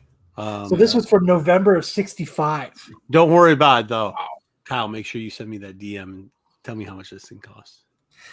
I wonder if they had one of these for the Batman show as well. I'd assume they would.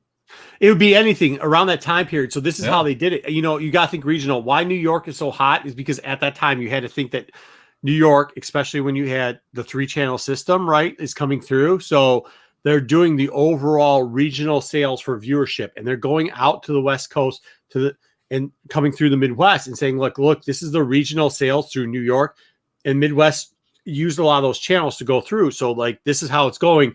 Can you imagine? Like, imagine being the pitch man for this. Imagine if you're in California going, this is what New York's doing.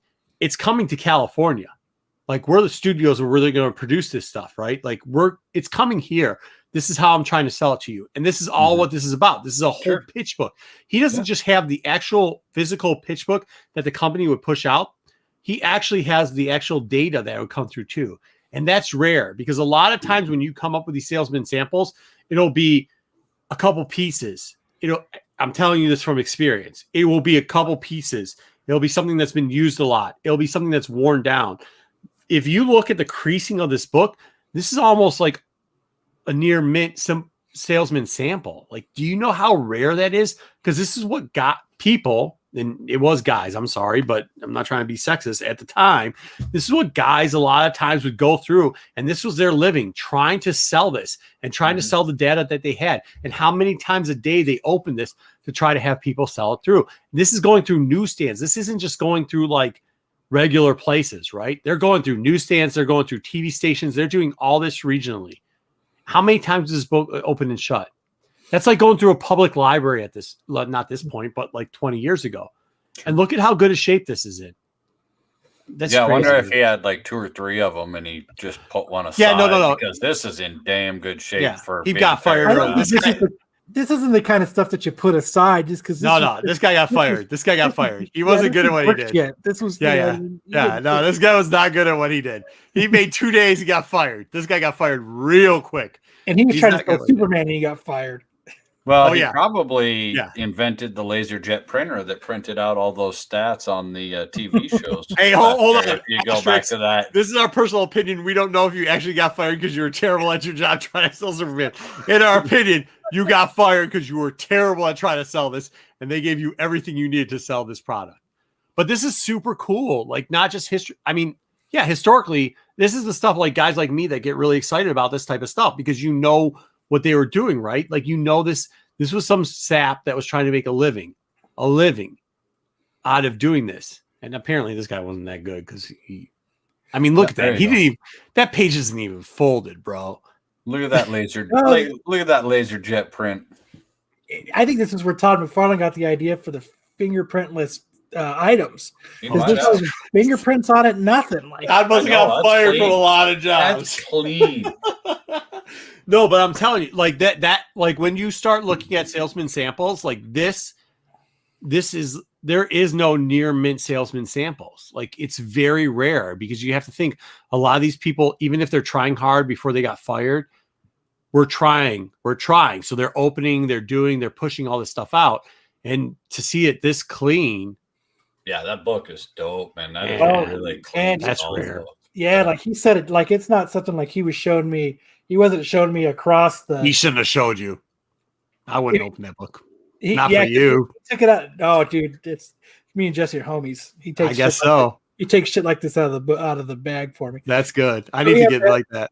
He had it bagged, and it was all bagged up, and he's like, "I got to show you this." Did he have it? How big is it? Is it like in a magazine Mylar, or is it?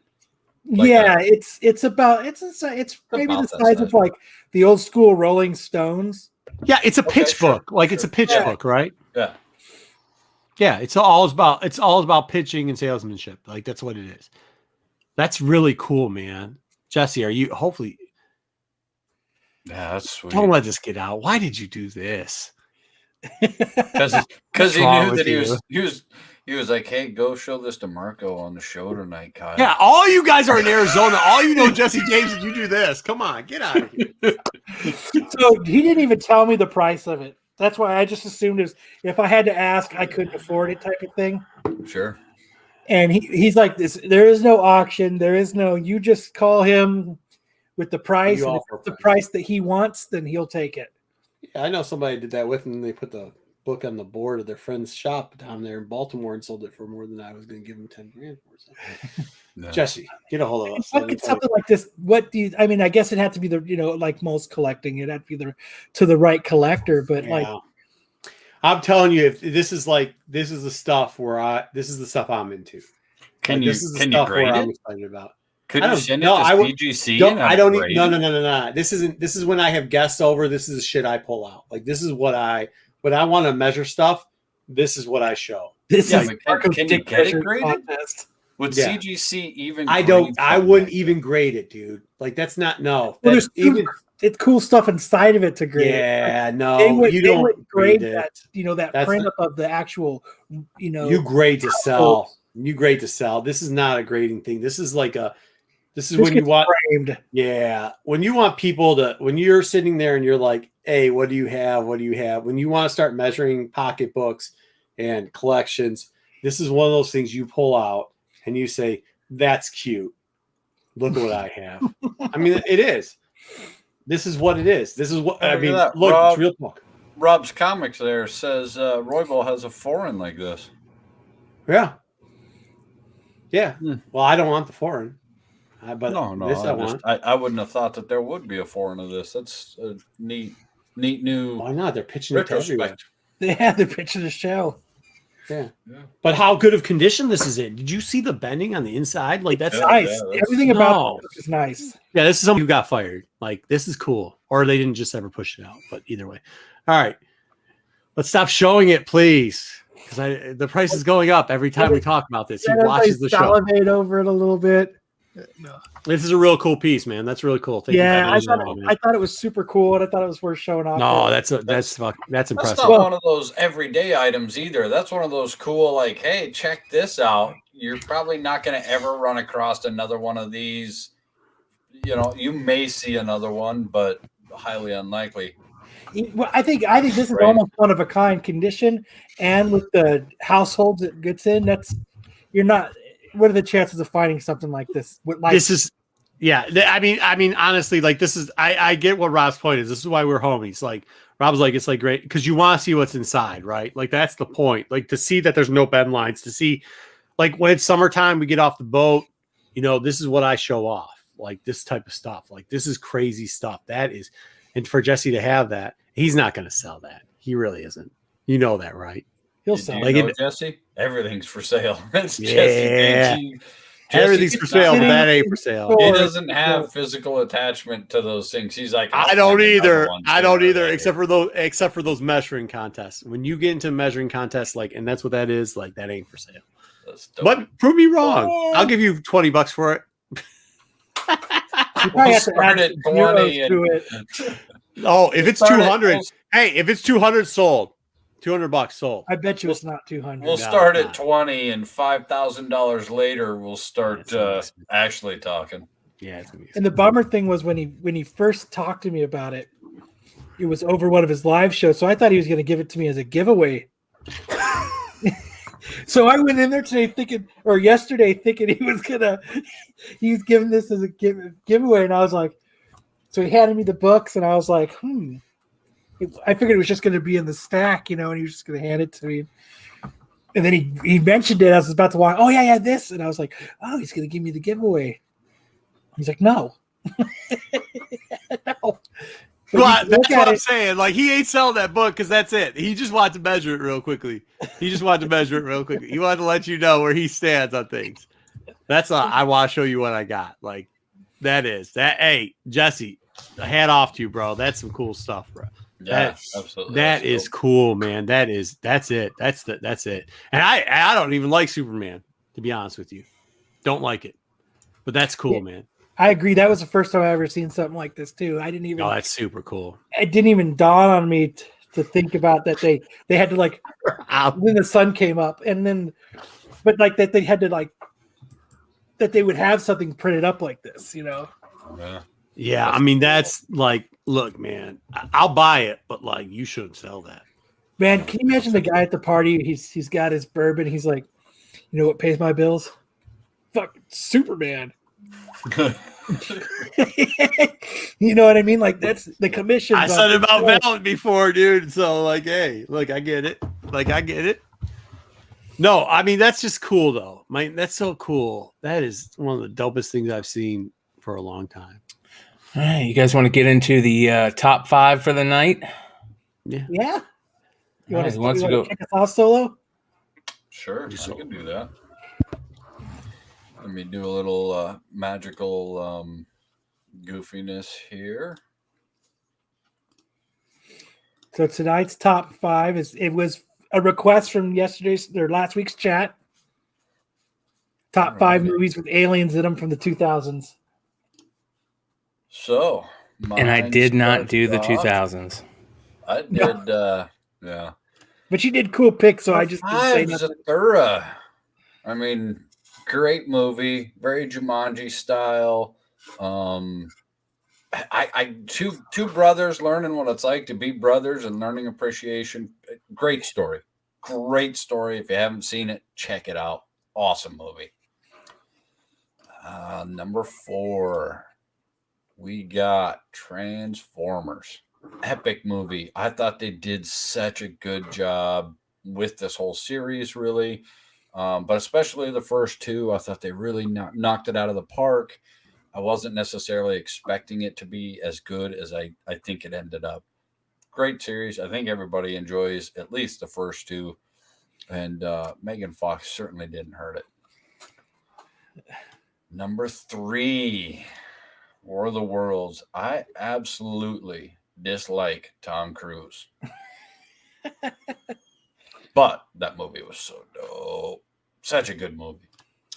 Number 2, Titan 8E. If you haven't seen this, I highly suggest you go find it. Great for kids and adults alike.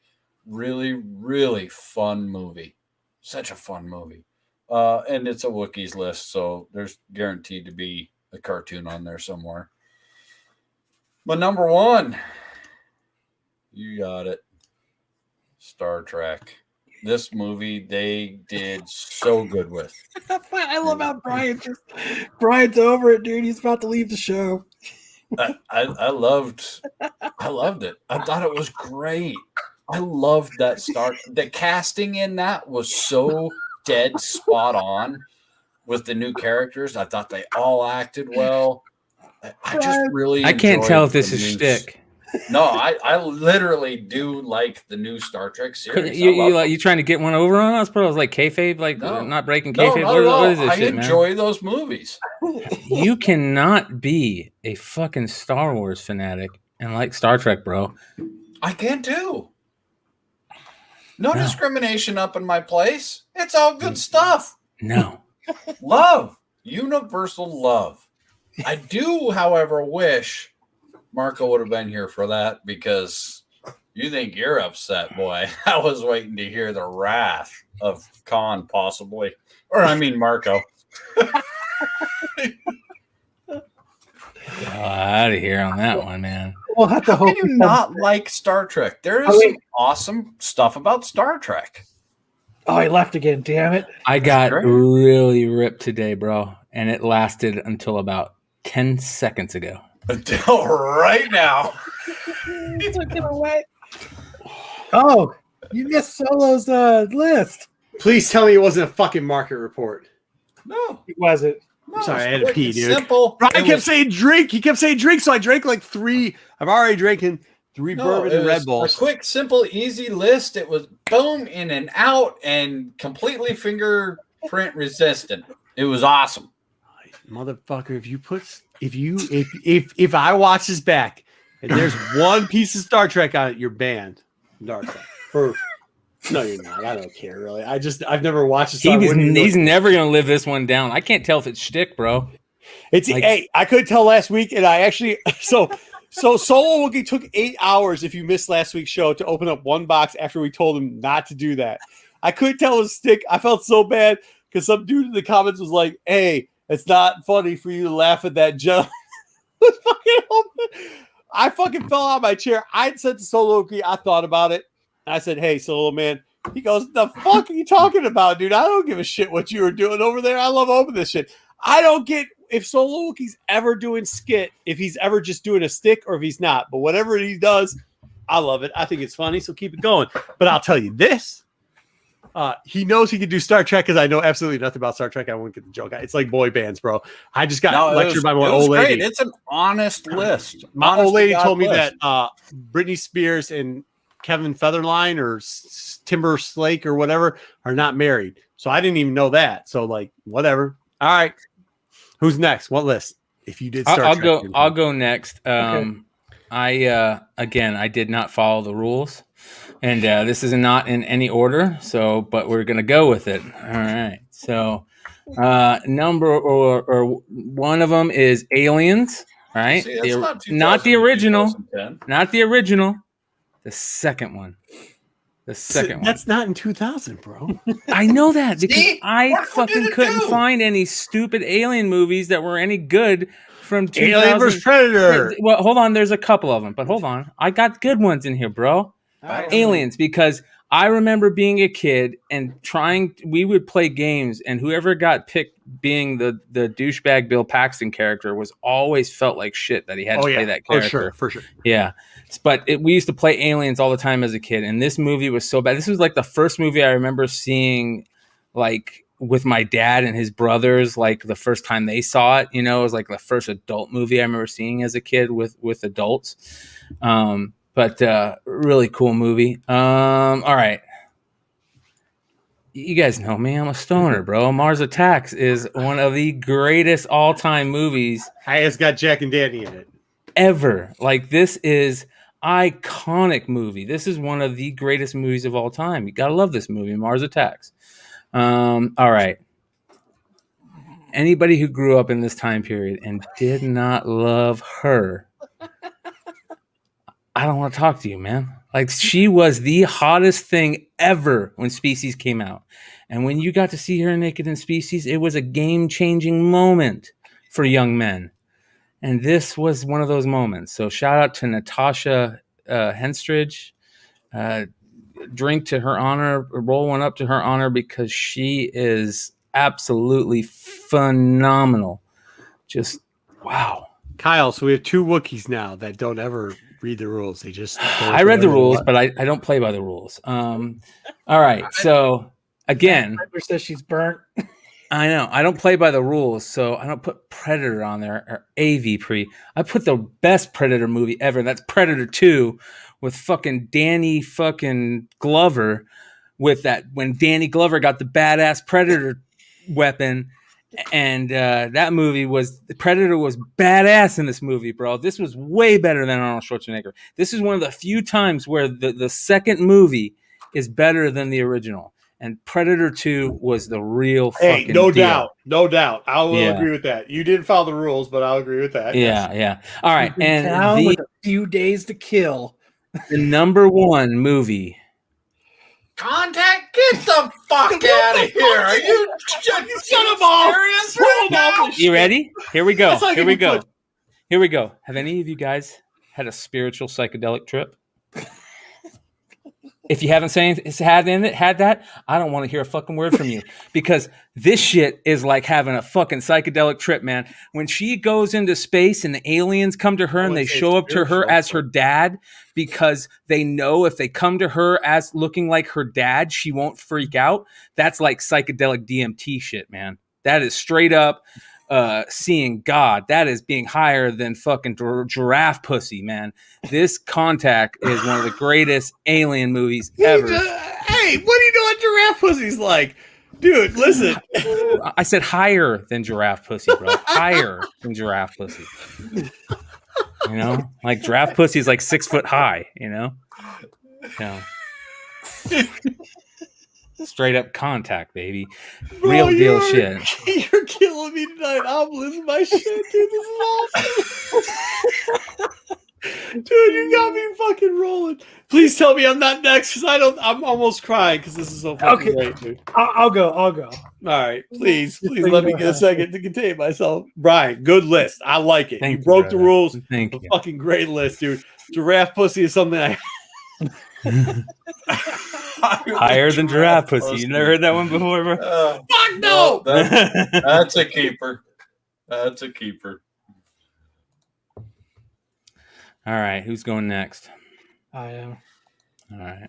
Man, look, hey, the chat. Hey, first off, chat, thank you very much. I know y'all laughing down there. I know y'all having a good time. We really do appreciate it, man. We're obviously laughing too. Go ahead. I'm sorry, Kyle. I don't mean to cut you off. What? No, do not put this book up here, please. Okay, I'm done. I love this movie, dude. Evolution's a good movie. Yeah. Evolution is awesome. Yeah. The best part is still when it's coming up. They're like, "You can't cut my leg off." It's coming up towards his crotch. He's like, "Cut it off! Cut it off!" It's coming up towards his dick. We gotta lube it. Don't lube it. Don't lube it. There's always time for lubrication. The whole movie's just awesome. It's just like it's a it great feels like it's real. Like they say some crazy stuff in here. I love the Price Club stuff. Yeah. It's a good one. It's a funny great movie. You could just watch it over and over again. I'm thinking of something else, maybe. My next one was You're thinking about Idiocracy, I think. Idiocracy, yeah. No, that one's funny. Yeah. This one's cool. It's one of the ones where you kind of don't really get to see aliens, so it's just creepy. It's when M. Night Shyamalan was actually making decent movies. I had this one on my list. I had it on the list, but I asked Kyle if he had this one on his list, so I took it off.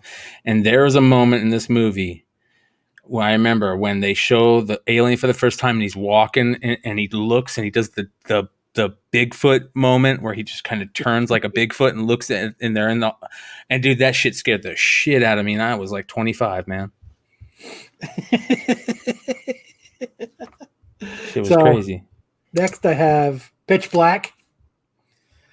The movie. Great movie. Look, hey, no, fuck you. No, time out. You fucking broke the rules too, because this is the whole group of them together. And Pitch Black originally was what, 92? You can't use Pitch Black. It came out between 2000 and 2010. No. That was the that was the redone version of it. Time out. No. This was the original Pitch Black. Yeah, the original Pitch Black came out. This is the Chronicles of Riddick, right? 2005. Yeah, the Chronicles of Riddick. This is the whole thing of the Chronicles of Riddick. This is the redone of all of them put together. Actually, the actual Pitch Black is the second movie. It's good. It's good. But I remember because they're both good. They're all good. Man, Riddick's a badass character. I can't remember where it was. Okay, Chronicles of Riddick was way better. I love all. Yeah, dude, I liked all the Chronicles of Riddick. Pitch Black was 99. 2000 and Chronicles of Riddick was Okay. All right, you just squeaked in there, motherfucker. I squeaked in there. All right. My next one. Great movies though, both of them. Is Star Trek. Is this where he blew up a planet and pissed off all Trekkie fans? No. Yeah. Yes, then I don't give a shit about this movie. But no, it's kind of what Solo said. I'm not going to really get over it a bunch. It was awesome. Good movie. I liked it. It's such a good series. I love the whole series. They did. Yeah, J.J. Abrams is a great director. He did incredible on it. I thought he did. Just the acting, the cast. It's just a good series.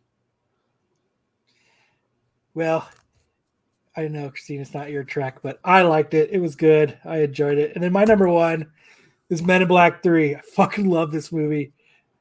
I know it's cheesy and it's stupid, but you know what? It's fun as hell to watch this movie, especially this one. This is the one where Will goes back in time, and he loves him, and he goes and he saves Kate. It's just, and they see the future, and it's just everything about it. They're all really good. All the MIBs are entertaining. Their rewatch factor is very high. Last weekend, I think I actually watched this movie twice in one day. Shout out to Chuck. McClay, you can't put up comments that just agree with you. Hey, by the way, Chuck. Hey, by the way, Chuck. I got something in the mail today. You want me to open it up on the show in a little bit? Let me know. He only agrees with comments that say 20 comments. Yeah, all right, go ahead. Have I love you, McClay. I love you. All right. No, that was my final. It was Men in Black 3. I just love this one. We were back in time. A lot of fun. All the Men in Blacks are good, but this one just for some reason is just fun. Well, that could be true, Christina, but I enjoy the originals as well. So no, Christina, thank you for that. And he's terrible. And I do enjoy the last three the best. So that could be a very true statement because I the love last three Star Wars. I like Star Trek. You're done. You're done. No, the last three Star Treks. Did he blow up? I'm sorry, real quickly. Did he blow up a planet that pissed off all Star Trek fans? Yes. That's the best movie he's ever done. Best movie he's ever done. Agreed. Yeah, was that on your list? Yeah. Excellent. Good list. He's taking over Darkseid. Good list. You should have seen Brian's face. Brian, I know it, man. Dude, Star Trek fans were so mad. I was wondering why. What are you talking about? Star Trek fans are so mad. They were so mad. I wasn't mad because I'm a fucking Star Trek fan. I was mad because a gosh darn Star Wars fan, a self-described Star Wars fanatic, has Star Trek as his number one favorite movie. No, the blowing up of some planet that got all the Star Trek fans pissed off. Yes. I should put it as my first two. Yes. Anytime you can make Star Trek fans mad, that is the king of Star Wars. Yes, absolutely. I preach it all day. What Star Wars movie came out between 2000 and 2010? There was two of them. I don't care. You just don't do it, bro. Sith and I don't watch Star Trek, bro. TV's for pussies. They were not good. They were. They were fine. Stop talking. You won with. You just won with saying that you just won because you said that they blew up a planet and it pissed all the Star Trek fans off. And now you're saying Star Wars films are not good. Bro, dude, I'm an Indica guy. I'm a Star Wars guy. I'm a Beatles guy. I don't fuck around with the Stones, Star Trek, or Pepsi. No, sativa. Dude, I love when Star Trek fans are mad. And when J.J. Abrams blew up some planet that I don't give two fucks about, I'm happy. Real happy because I don't care. But when J.J. Abrams starts doing fucking Star Wars films. Okay, so my list is what? Kyle, let's pull up a list, please. I gave a list. Did I give a list? Yeah, you did. I'll do it right now. Thank you. So, okay, you might be on semi-detention or jugs, as they say. Yes. Yes. All right. Bring the thunder. Jesus. All right, that's number one. So please don't put that one up first. Okay, number one I had on my list. Hold on. My bad. This is good. Technical difficulties. This is what I get for talking crap to every person. Now, because I was going to put Paul in there, but Paul is not between 2000 and 2010. No, I did 2000 to now. I make my own rules, bro. I'm the only one that followed the goddamn rules and got hurt for it. I had a totally different list. It's been 5 weeks you haven't followed a single rule. All right, so here we go. Hitchhiker's Guide to the Galaxy. If you don't like this movie, if you didn't think this movie was good, I can't help you, bro. I just can't. Did you read the book? Awesome. Yeah, but the movie was actually awesome. Like the book was okay. The book was good. Don't get me wrong. Yeah. The book was good. Yeah. I understand. Look, I'm not one of those guys that will criticize a movie because it doesn't follow the book tier for tier, right? Like, come up with something that makes me entertained, and I'll cheer. Like it's Spartacus. So, yeah, right. Are you not entertained? And I thought this movie was really good. It was clever. It hit all the things. If you're smart, if you're stupid, if you like things, if you think things are funny, if you just want to be angry, it hit them all, bro. It caught you. It was a very good movie. It was funny. It was sarcastic. I liked it. I don't know. What do we got on Star Trek? Number 4. Number 4 on the list. Okay, number 4 on the list was. Oh wow, I'm gonna get killed for this because it's a Tom Cruise movie, as a matter of fact. All right, so Edge of Tomorrow. We can share the screen of Edge of Tomorrow. We took away that, yeah.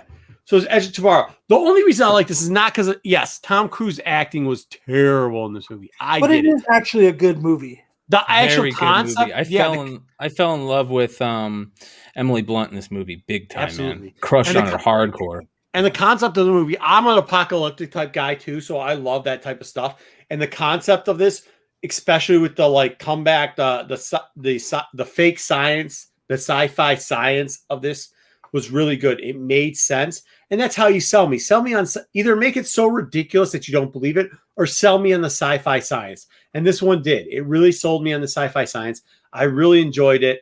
Look, it was a good movie, even though Tom was in it. And to be honest with you, I'm not a big fan of Tom. So, yeah, cool. Next is 3. And on 3, we have... And by the way, with 3, we have Godzilla... Or, no, Attack of the Block is number 2, my friend. But we'll talk about Attack of the Block anyways. Attack of the Block. Yeah. Look, we got a Star Wars star here. We got... It was kind of one of those conversions. It was a European film that ended up coming across and doing pretty good. Aliens were trying to take over... What would be our equivalent of the projects? If you haven't seen this movie, it's kind of look. I'm a Judge Dredd fan. If you watch this, you know that I love Judge Dredd. This reminded me a lot of Judge Dredd and what would happen with common day Judge Dredd if aliens tried to invade. I really liked it. I thought it was a cool video or movie. I watched it a bunch of times. Make sure you check it out. Okay, what do we have next?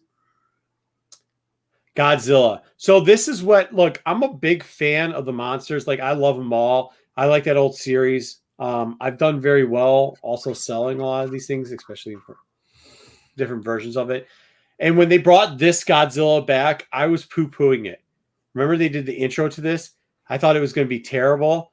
And then when they actually showed this the first time of Godzilla coming back, I thought it was finally a Godzilla that we really appreciate. Yes, Godzilla is an alien. So, like, don't try to cut me on the technicality. Screw you. All right, next video or next film, please. That's number 1, Paul. Like, this is great, dude. Like, this is what I think of people. Like, look, they made that. First off, I love Peg. I do know that he did some Star Trek stuff, so that's unfortunate. But, like, if you ever watch Fanboy too, like, I think that's kind of up there. There was 2 Peg movies I wanted to put in here. I wanted to put in this and the one where they go to the bars all the time too. I thoroughly enjoy their comedy. I love the fact that they use the alien and the alien's like, hey, he breaks a lot of the, how should I say this? Like a lot of the people that think what aliens are supposed to be and they like visualize them as typical alien. Yeah. The humanize aliens. Like, I really think it's funny. I really think it's funny how it would probably react if an alien did show up here. Definitely don't think it's a big-headed green alien person, but whatever. I found this funny. I find Simon Pegg very funny. I like everything they do. So this definitely had to be number 1. I've watched this probably more than I've watched any of these other videos and think it's hilarious. Like, it's funny, dude. It's just I love Paul. I thought it was so funny, and they had so many. Get out of here with Mac. Steve, come on. You're my boy, bro. Are you kidding me? Many undertoned like Star Wars jokes that ran throughout the movie that were I mean, they had several one-liner references back to Star Wars, and like when he walks in the bar and they're playing the song from the Mos Eisley Cantina, and just all this show was so funny. It was so good. And I love their zombie stuff too. I love Simon Pegg. Just like, that's what I like. I mean, he makes me laugh. I mean, you can't get Louis Black anymore, or people like that. But Simon Pegg's always good. He does a great thing. Steve Horn, bro, we're brothers, but don't ever do that again. What year was Galaxy Quest? I thought that was the 90s. It might have been 90s. I think it was late 90s before, because it wasn't in the 2000 to 2010, so I didn't put it in. Steve, a lot of the other classics like The Fifth Element. If we didn't have a timeline, that one would have been in there. That's one of the greatest. Missed it by a year. Made. By the way, Steve, I don't know if you quite caught it, but the guy who is a writer for for Mystery Science Theater 3000 might actually be on the show next week. So hopefully you guys all tune in for that real quickly. And Steve Horn is the smartest man in comics. I don't care what anybody else says. He is really the smartest man in comics. What else do we got? Batteries Not Included was before 2000. So was Cocoon. So was Spaceballs. Yep. Oh, I love Spaceballs. Hey, what are we doing next week? District 9. Okay, I get it. District 9 was good. It was on my list, and then it got knocked off. Battlefield. It's one of the Battleship. I'm sorry. One of the fakest movies ever made, and it's just entertaining because it's one of those like just so wrong it's right movies, and I love that show. I will watch that show anytime it's on because it's just dumb entertainment. It's awesome because it's so inaccurate with every scene, but do you remember 3 out of the 4 of us actually did movies in 2000 and somebody didn't follow. Hold on. I'm gonna talk some shit right here. Yes, please shit right here. Please do. Oh, let's do it. I got comic book Jesus. Look, he's got the. So I go on to the freaking outline for the show. Oh, I don't even. The outline show says segment number 4, top 5 movies with aliens in them. Oh, who did the wrong shit now, bitches? I think you guys all did the wrong shit. No, who changed that? All you guys did the wrong shit. Hey, I don't know if you've been following the channel this week, but everybody thinks there's a secret group. In the secret group, we said movies from 2000 on. So you aren't in the secret group. That's your guys' fault, man. I don't know. It's not my fault. You guys broke the rules. Mine says top 5 movies with aliens in them from the 2000s. You just changed that shit, motherfucker. I see your little pink line right next to it, dude. That says Kyle. We had a pink line. You're trying to play games on me. When I asked, I love you. Matt said 2000 to 2010. Well, Matt ain't here, man. And he's not here. He's like, watch me get this shit over on Wookiee. I'm going to limit him between 2000 and 2010, and he's going to struggle like hell, and I'm going to have him. It's going to be hilarious, and then I won't be there. As long as we didn't have the market report, we're all good. But then, so what are we going to do for next week? Did you guys see anything you like? You know what my there was a couple ones. There was best promotional material stuff out there for like comics and stuff. We just did it. It was Superman. Well, that's why he came up with it, which is kind of a cool thing. Like promotional material and freebies. I want to do Marco wanted to do no, we can do promotional. I love the promotional stuff. I just don't like talking about it because then people try to outbid me. Let's boil down. John Z, I see you, bro. Let's boil don't down act like you're not doing that. And get everyone in the to comment. Well, hold, and then we can pick it. Hold on, because we do have something that really cool happened that you guys might not have noticed, but Kyle noticed. Chuck did give me the okay to open his box that showed up in my door today. Should we do it? Do it. Let's do it. All right, let me go get it. I wonder if is it fingerprintless? Does CGC send fingerprintless? I think it might be. Is there 6 books with Vi to get it? No, I think we're gonna do apocalyptic movies from 2000 on. So that could be anything from like the end of the road. We're opening that shit up. If it's apocalyptic, it's all apocalyptic. We're not going 2000 on. We're not going 2000 to 2002. No. Do it all. Do it all. No, let's do 2000 on because we could go back. We could go back to the good stuff later after that. Let's just keep it rolling with the 2000. Listen, he laughed now, so he can't even hear it. So now he's going to blame it on the outline again. So let's do 2000 and on. There's more. I'll put it in there right now. Please, with a pink line. I guess you have pink lines. I should probably open that up. You're taking away all my good movies, man. But, hey, I will agree. Who is this? Right here. This is why I love this guy. Leftover, man. I love a lot of your comments lately. And this is the comment that makes me just go. Worst Alien. Dude, this was so bad of a movie. It was so bad. That was terrible. All right, let's do it this way. Here's what we're going to do. So we're going to do this. What are we doing here? You're going to quit clicking. Too many people clicking. All right. We're going to turn this into a clip. Unboxing clip. Shout out to CGC sent a package in. This is our homie Chuck, pressed by Sean, I believe. Yes, they were. So let's see what we got here. Registered mail. Take note, Solo. Did you notice how his box isn't already pre-cut open? Yeah, did you notice how yours were? It still took you 3 hours to open one box. This is what I love about CGC is how they send packages. Look how beautiful that is. They do such a good job. I've never gotten one that small before. All right. Well, I got the reason why this is only 3 books is because there were 3 non-modern books in a 25 print order. Sorry, 4 non-modern books. I will tell you this. You guys will see why these books took so long. I will tell you this. For those that are complaining about the 35 days or whatever it was, you can always go to CBCS and see how long that takes you. Book number 1, Amazing Spider-Man, number 50, 7.0. Oh, nice. Oh, that's clean. Look at that. Beauty. That's a beauty, Clark. Would you like to explain the significance, Brian, of first Kingpin and one of the greatest Spider-Man covers of all time? A lot of homages going out there for that cover. Yeah, that's a hard cover, too. Amazing Spider-Man, number 50, a 7.0. Beautiful, beautiful book. That's a very high grade on that book, man. That is really nice. This one is nice. This one's really nice. From 1962, Marvel Comics Journey into Mystery number 85, a CGC 5.0. First appearance of Loki. Look at that. Yeah.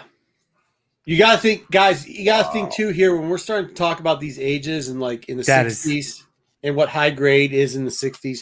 I know you'll get one really super high every once in a while, but when you're thinking about the 5.0, 6s, and 7s, that's super high grade. Once you get past 5.5, over to that 6, that's considered like that would be the equivalent of your like 9 6s in modern 9 8s. I mean, that's crazy, dude. A 5. I'm so glad Chuck gave me that book. Wow, that's fucking nice. That was nice of you, buddy. Thanks. This one, I knew about this one because Sean told me. Sean told me, unfortunately, that this would come back qualified, but it's okay. It's okay, buddy. It's okay. It's still a great book. Page 9 missing. Does not affect story. Incomplete. So it's kind of a bummer. But bummer. What was? Go ahead. So it's qualified 6.0 because page 9 is missing.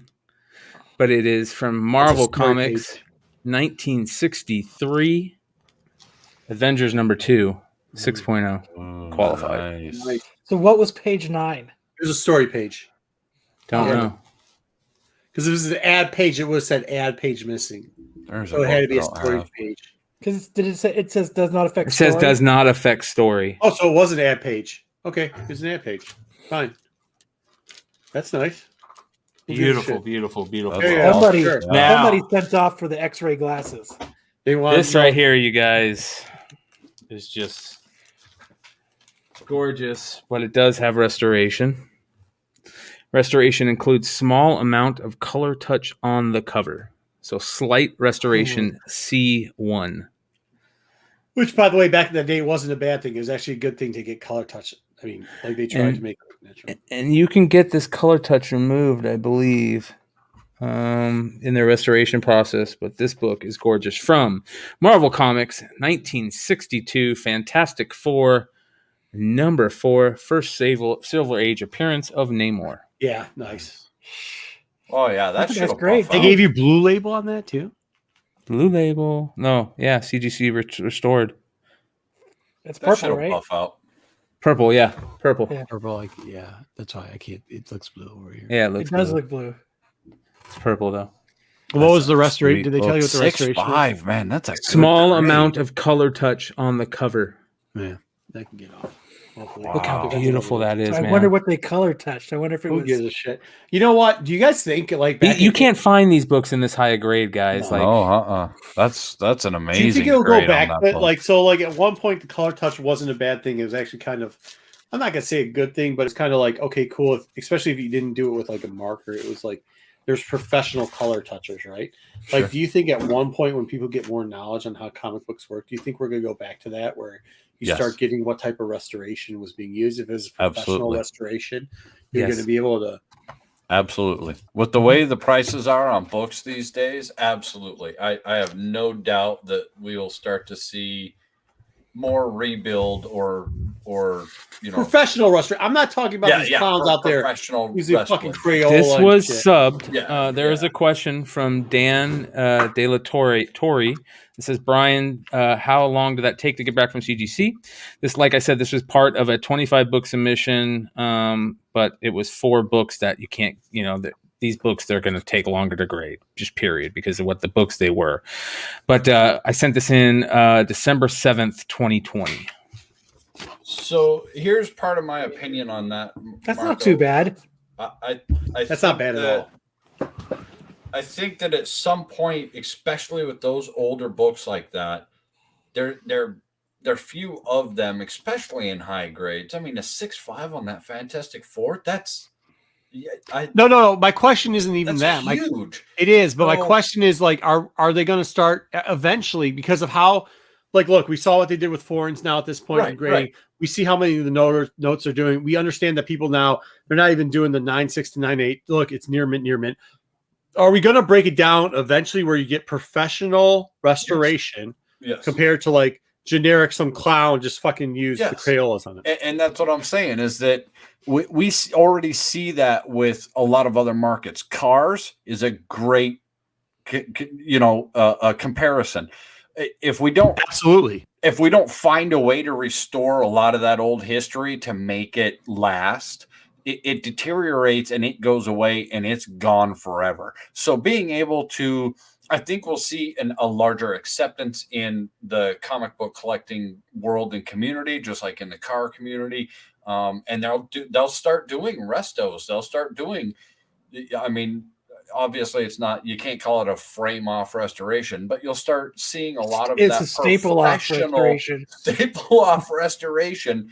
And those books will start selling and get good prices, because if we don't preserve them, they're not going to be around anymore. But if you see too, and go away. I think that's a smart theory process, because if you think too, who's investing now in comics, and we know who's buying our books, we know where they're going. If you think we're not looking up who's buying our books and checking, like, look, man, we can figure out who's buying our books. We know where they're going. We know what they're doing. And those are people who used to invest in stuff, like you said, like cars and stuff like that to add to their portfolios. Absolutely. Now that they're doing this, I wonder how much of a difference it is, especially with how quote unquote educated they're going to be on this and how much it has been already for them. Like if they can do, I don't know what a full frame, and this is probably bad because I am in the Motor City, but like, I don't know what a full frame restoration is, but apparently from you and Kyle, that's something important. And I wonder if this is going to be something big. Now, micro trimming and stuff like that's a whole different can of worms, but as far as professional restoration goes, but when you start getting into professional restoration, now you're talking someone who has a background and understanding of paper and pulp and how it's made and the content and the inks, and they can actually take books that have a half torn cover and they can paper match and get that. I mean, they do it with paintings. They. Oh no! They absolutely do. They're retouching. Restore. Yeah, but hold on, guys. So Dan, they did it in Ghostbusters too. Yeah, let's answer this. Yeah, hold on. Yeah. So first of all, with those paintings, those are one of a fucking kinds. All right, we're like, listen, don't get me wrong. This is all great talk, but paintings, a Da Vinci is a one of a kind. Any of those paintings are one of a kinds. Like we're not talking about these aren't one of a kinds. But yeah, restoration is going to happen. Dan says I have a bunch of Silver Age Marvel books that I've never submitted books to CGC, and I'm nervous about sending such expensive books to Florida. Dan, insurance is your friend. Insurance is your friend. And make sure when you fill out the forms, you price your books the way they should be priced accordingly. Yes. And have them do it. And have them do it with where they handle it and they send it all. Should I go grab the box that I keep in the house? Not even the stuff in the lot. No. Well, if there's order, boxes, there's ones where you can send it back through. And I'll tell you this, Dan, they've done a great job. You can track it the whole way. You can see where they're signing off on them. they've done a great job with it. I've gotten a lot of books back, and I've never had those books messed up. A lot of times the books where I'm questioning the grades or anything else on are stuff I've either done in group sendings or on site. Like the ones that you send in like that and you have priority come back to you, they're all good. I wouldn't worry about it. Make sure you do pay the insurance on it. You can do that. I haven't had to file a claim, knock on wood, yet.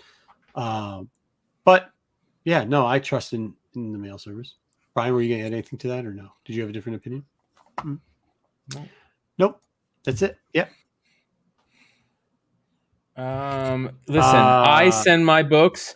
It's fun. When I send my books to CGC, I send them, what's that called where they never leave a post office person's hand, and it's cheaper because you get so much extra insurance on. Yeah, that's the one you got to do.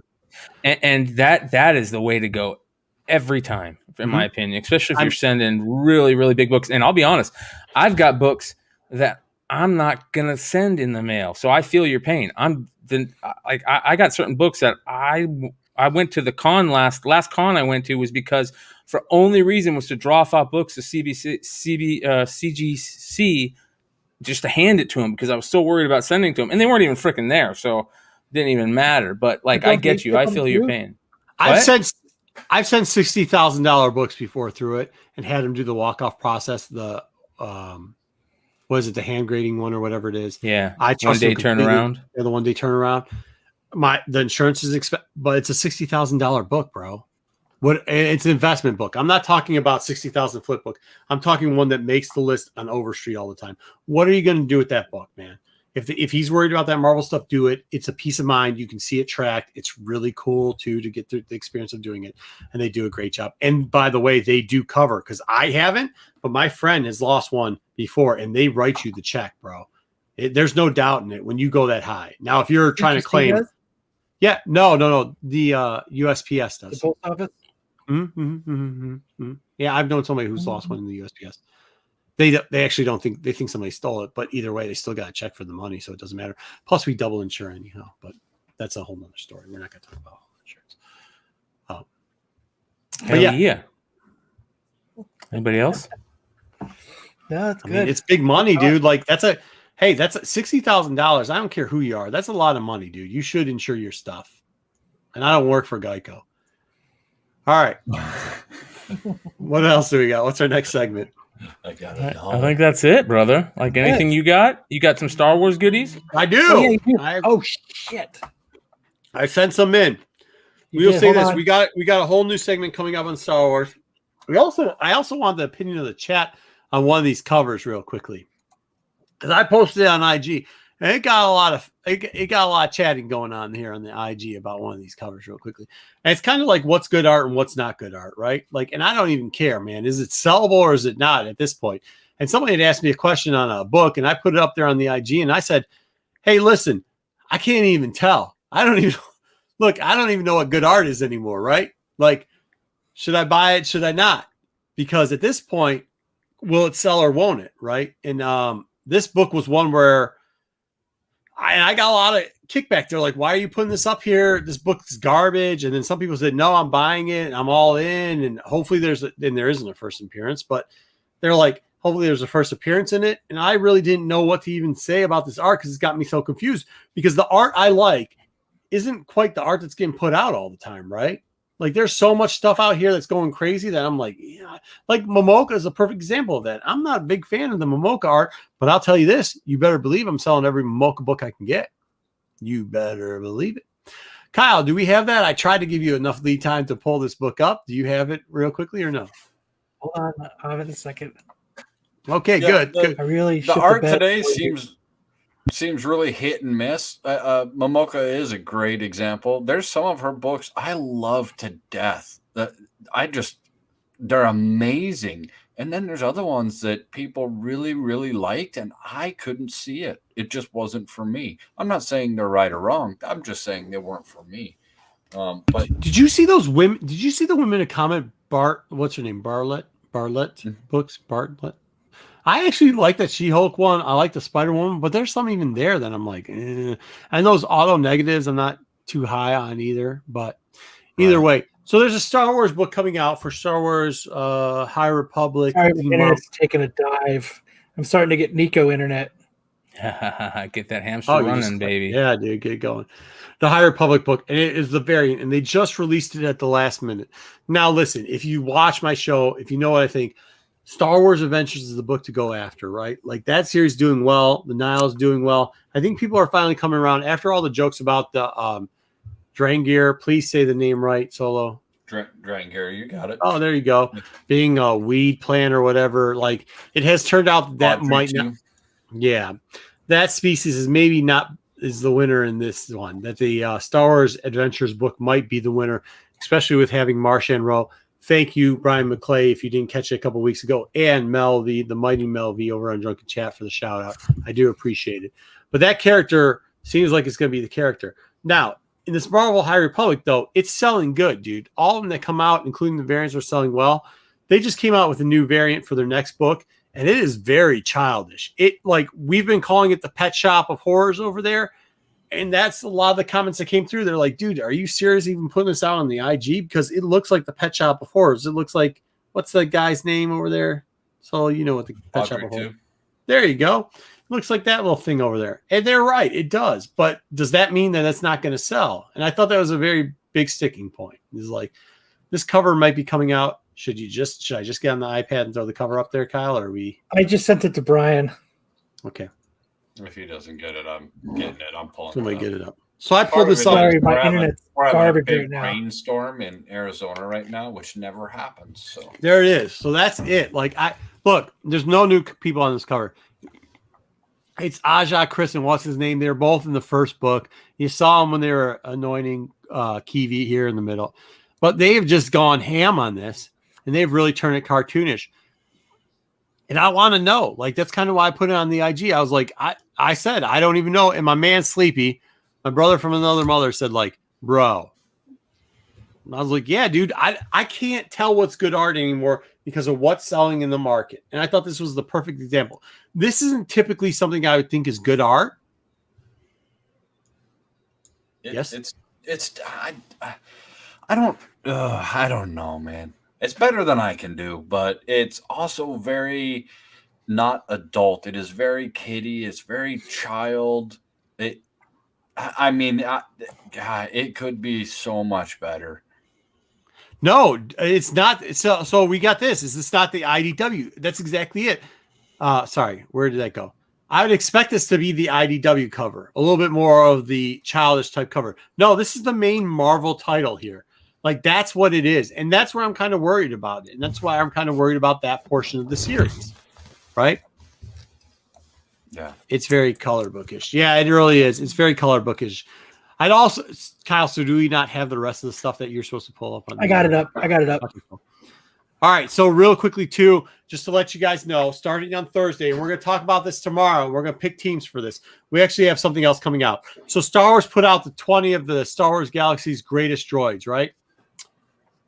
I'm not going to say it's good, but they did. So what we decided to do for March Madness is we converted it into brackets. Of course we did. So we've got our brackets here of these droids. Don't blame us for the droids in the brackets. I don't want to hear Marco. These droids are trash. I don't want to hear Marco. You had a bad draw. What we're going to do is we're bringing in a bunch of people each round out here. So we're going to have 16 versus 17. There's going to be a person arguing why 16 is good, which was 000 and BT1. We didn't team them up, but it's there. And it's going versus K2SO. You'll see it. We're going to have people arguing the points of that, arguing with toys, arguing with comics, arguing with first appearance. They're going to give a little bit of all of it. We're going to go through these. On Sunday, our review of Clone Wars, we are going to pick the names out of them. I think the names are Solo Wookiees in there, myself, Pete. I believe we have Jedi Johnson's going to be one of the participants. I reached out to my man, Steve Horn, smartest man in comics. Reached out to him real quickly. He's on for this. So we're going to have a big array of people trying to argue the fact which droid's better than another droid. We're going to play it down. We're probably going to have some I'm not going to say we're going to have some giveaways, but Wanted Comics is our boy, Drew over there. We might have a couple giveaways going on during this tournament real quickly. So make sure you turn in tomorrow, 9 o'clock. We'll have that going on. We'll pull out the names. Who has to defend a droid? God bless whoever's got defend number 19, CR23. How I'm in it, dude. I can do it. I'll do it. It's. I don't know if you can defend that thing. Either way, so we're gonna go through. You'll be out early. We're gonna go through some droids. We're gonna defend them real quickly. See who's drawing them. See who gets them on Sunday. Hopefully, you guys enjoy this. It should be pretty fun. I think there's gonna be a lot of crap talking. Either way, we're gonna try that new. So there we go. Yeah, BB-8, LOL. I get it, dude. I get it. There's some bad ones in there. Mr. Bones is number 8. If I don't draw Mr. Bones, I'm going to be thoroughly upset. I think he is the most gangster of all droids ever to come out of anything. So there we go. That's what we have on the Star Wars report.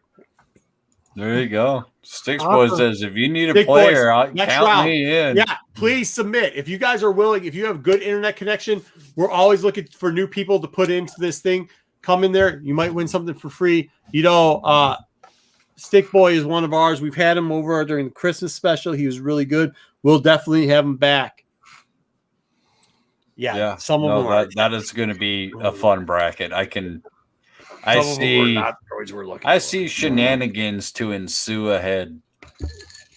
Don't blame us for the picks. We showed you. It was StarWars.com that came out with the 20 best droids. I think those droids, honestly, are going to be the ones that show up in the Droid TV show. That's why we're kind of doing it too. Yeah, I think it'll be a lot of those. Bucket. They have Bucket on that list, bro. Does anybody know who Bucket is? Because they had Mouse Droid on there. Mouse Droid's gangster. Darth Vader built himself back out of Mouse Droid. Out of here. All right. A Mouse Droid. It just goes. So that's what you're gonna get. You're gonna get a little bit of that right there and there. So please tune in. All right. That's gonna be great. What else do we have? Anything good? Did we talk about everything? We covered everything. You guys must have covered a lot for them. All right, quite a bit, man. Short show this week. Yeah. Do we pick something for next week for top 5? Yeah, what's gonna be? We're gonna do apocalyptic movies from. No, let's pick something other than movies. Let's pick something cool that a fan talks about. Let's see what we got in here. Oh, good lord! That's how you guys picked the last one, right? It is. You got it from a fan, didn't you? So, yes. What about best ever top 5 mini comics? Let's see here. Where's some other ones? Top 5 promotional books. There were some other ones. If you guys see any. It's Kyle. That wasn't me. I wait till after the show to give us a thumbs down. Yeah. Video games. Hey. Still watching. No. Why don't we do this? JJ, you read my mind. By the way, you want to be in the brackets? Let me know. Hit me up in the DMs. I think we should do video games. Top 5 video games you played as a kid. I'm down. I'm down for that. Yeah. I'm still a gamer. I'll do it. I'll do it. But as a kid, from what age? No, all time. I don't care. You can be all of us are different ages as a kid. Well, if you say all time, I'm going to talk about games that I played yesterday that are fucking if you're amazing. Earthworm Jim, if you're an Earthworm Jim kid, I don't want to do that. I want to play. I want to do like games that you played from when you were up until you were 15. The original Nintendo. The original. Hey, listen, I still play Warzone right now, so hit me up with your Activision code. We can get on there. I'm straight sniping everybody. But this is Joe's dueling. Yeah, no shit. That's exactly what Aliens movies from 2000 to 2010 killing me on that. Jesus. Right? Yeah, I think. Me too. I love me too. All right, are we giving a date or just going? No, what are we doing now? Time? He just came in here. Hey, angry. I think Solo Wookiees like top five until you were 15. Hey, listen to me. I don't know what's going on in Arizona. They don't have lawns down there, but we got 2 of the angriest get off my lawn old men downtown. Like they want specifications. Now that video games. Well, we can do top 5 all time. That's fine. We can do top 5 all time. Because if we did until you were 15, that gives now you here and Kyle a huge advantage. I'm not older than you motherfuckers. I'm the youngest dude here. Because you guys are way younger than us, so you guys had way more video games. Like, I used to play Odyssey too, bro. You're gonna limit poor Marco, down to like Pitfall and fucking Pong and fucking Pokemon. Breakout. Yeah, Spaced Invaders. I mean, he's not got a long list from when he was young to 15. Hey, up, down, left, right, BA. Select start because you know I got friends, motherfucker, so we always play with people. All right, there you go. All-time five. So what is it? Top 5? Top 5 all-time video games. Just as you played as when a you kid, were a man. kid. Yeah, just as a kid. Let's do it as a kid. Come on. I'm still a kid. Breakout and super breakout. Yeah, here we go. Oh, Rob, come on, man. I know you. You aren't that old, bro. You aren't that old. All right. Pong. Dude. All right, and we don't tell and nobody tells their shit to other people. No, we're not even if you have duplicates. I want even if you have duplicates, you keep them. All right. All right. If anybody in the chat, if you guys want, please send us your list. Yes. By Tuesday, I will have. This is what I want. Instagram No. Time out. posted. I want at least 3 people from the chat to go and send to Motor City Motor City because I'm here. Modern Comic Mayhem. I want you to send something and have good internet connection. I want you to bring you on next segment and have you do the top 5 on here. Send it to the IG. Just send it to Modern Comic Mayhem IG. Tag them top 5 MCM hashtag top 5 MCM. Hey, every computer's got a camera. Or should we just randomly, if 20 people, we'll randomly choose 5? Look, it's our rules. We run this shit. We'll play them. Yeah, we'll play them. We'll play as many as we can. Send us your top 5 video games. Yeah, as a kid. Yeah. Make it short and sweet and awesome, and we will play that all day long. Yo, I talk to 20 dudes in chat on a weekly basis, dude. I know y'all got good stuff. Let's get it in here. Come on. There's over 100 live viewers, multiple points during the show. Make sure you guys hit that like button. We appreciate it. Hit the thumbs up. Make sure you leave a comment. Tell us how we're doing. Tell us what you think of the show. Tell us what we could be doing better. Video game. Video game. All complaints go to brianmcclay@gmail.com. Do not do that. Don't. Because you know where those go. Yeah, he calls me up and then goes, hey, bro. They go in spam, bro. All right. I love y'all. We are doing these are Shoot Larry. Dwayne. Get out. Quit giving them away. Quit giving them away. God damn it. Quit giving them away. I know. Stop it. What are you doing, bro? You're breaking the fucking thing already. Bro, this is next week.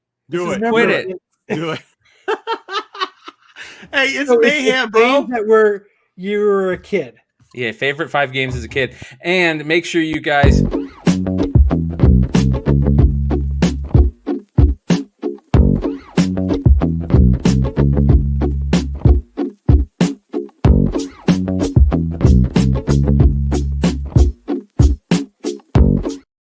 check out that list for next week, bitches. All right. You ready? I'm out. Peace.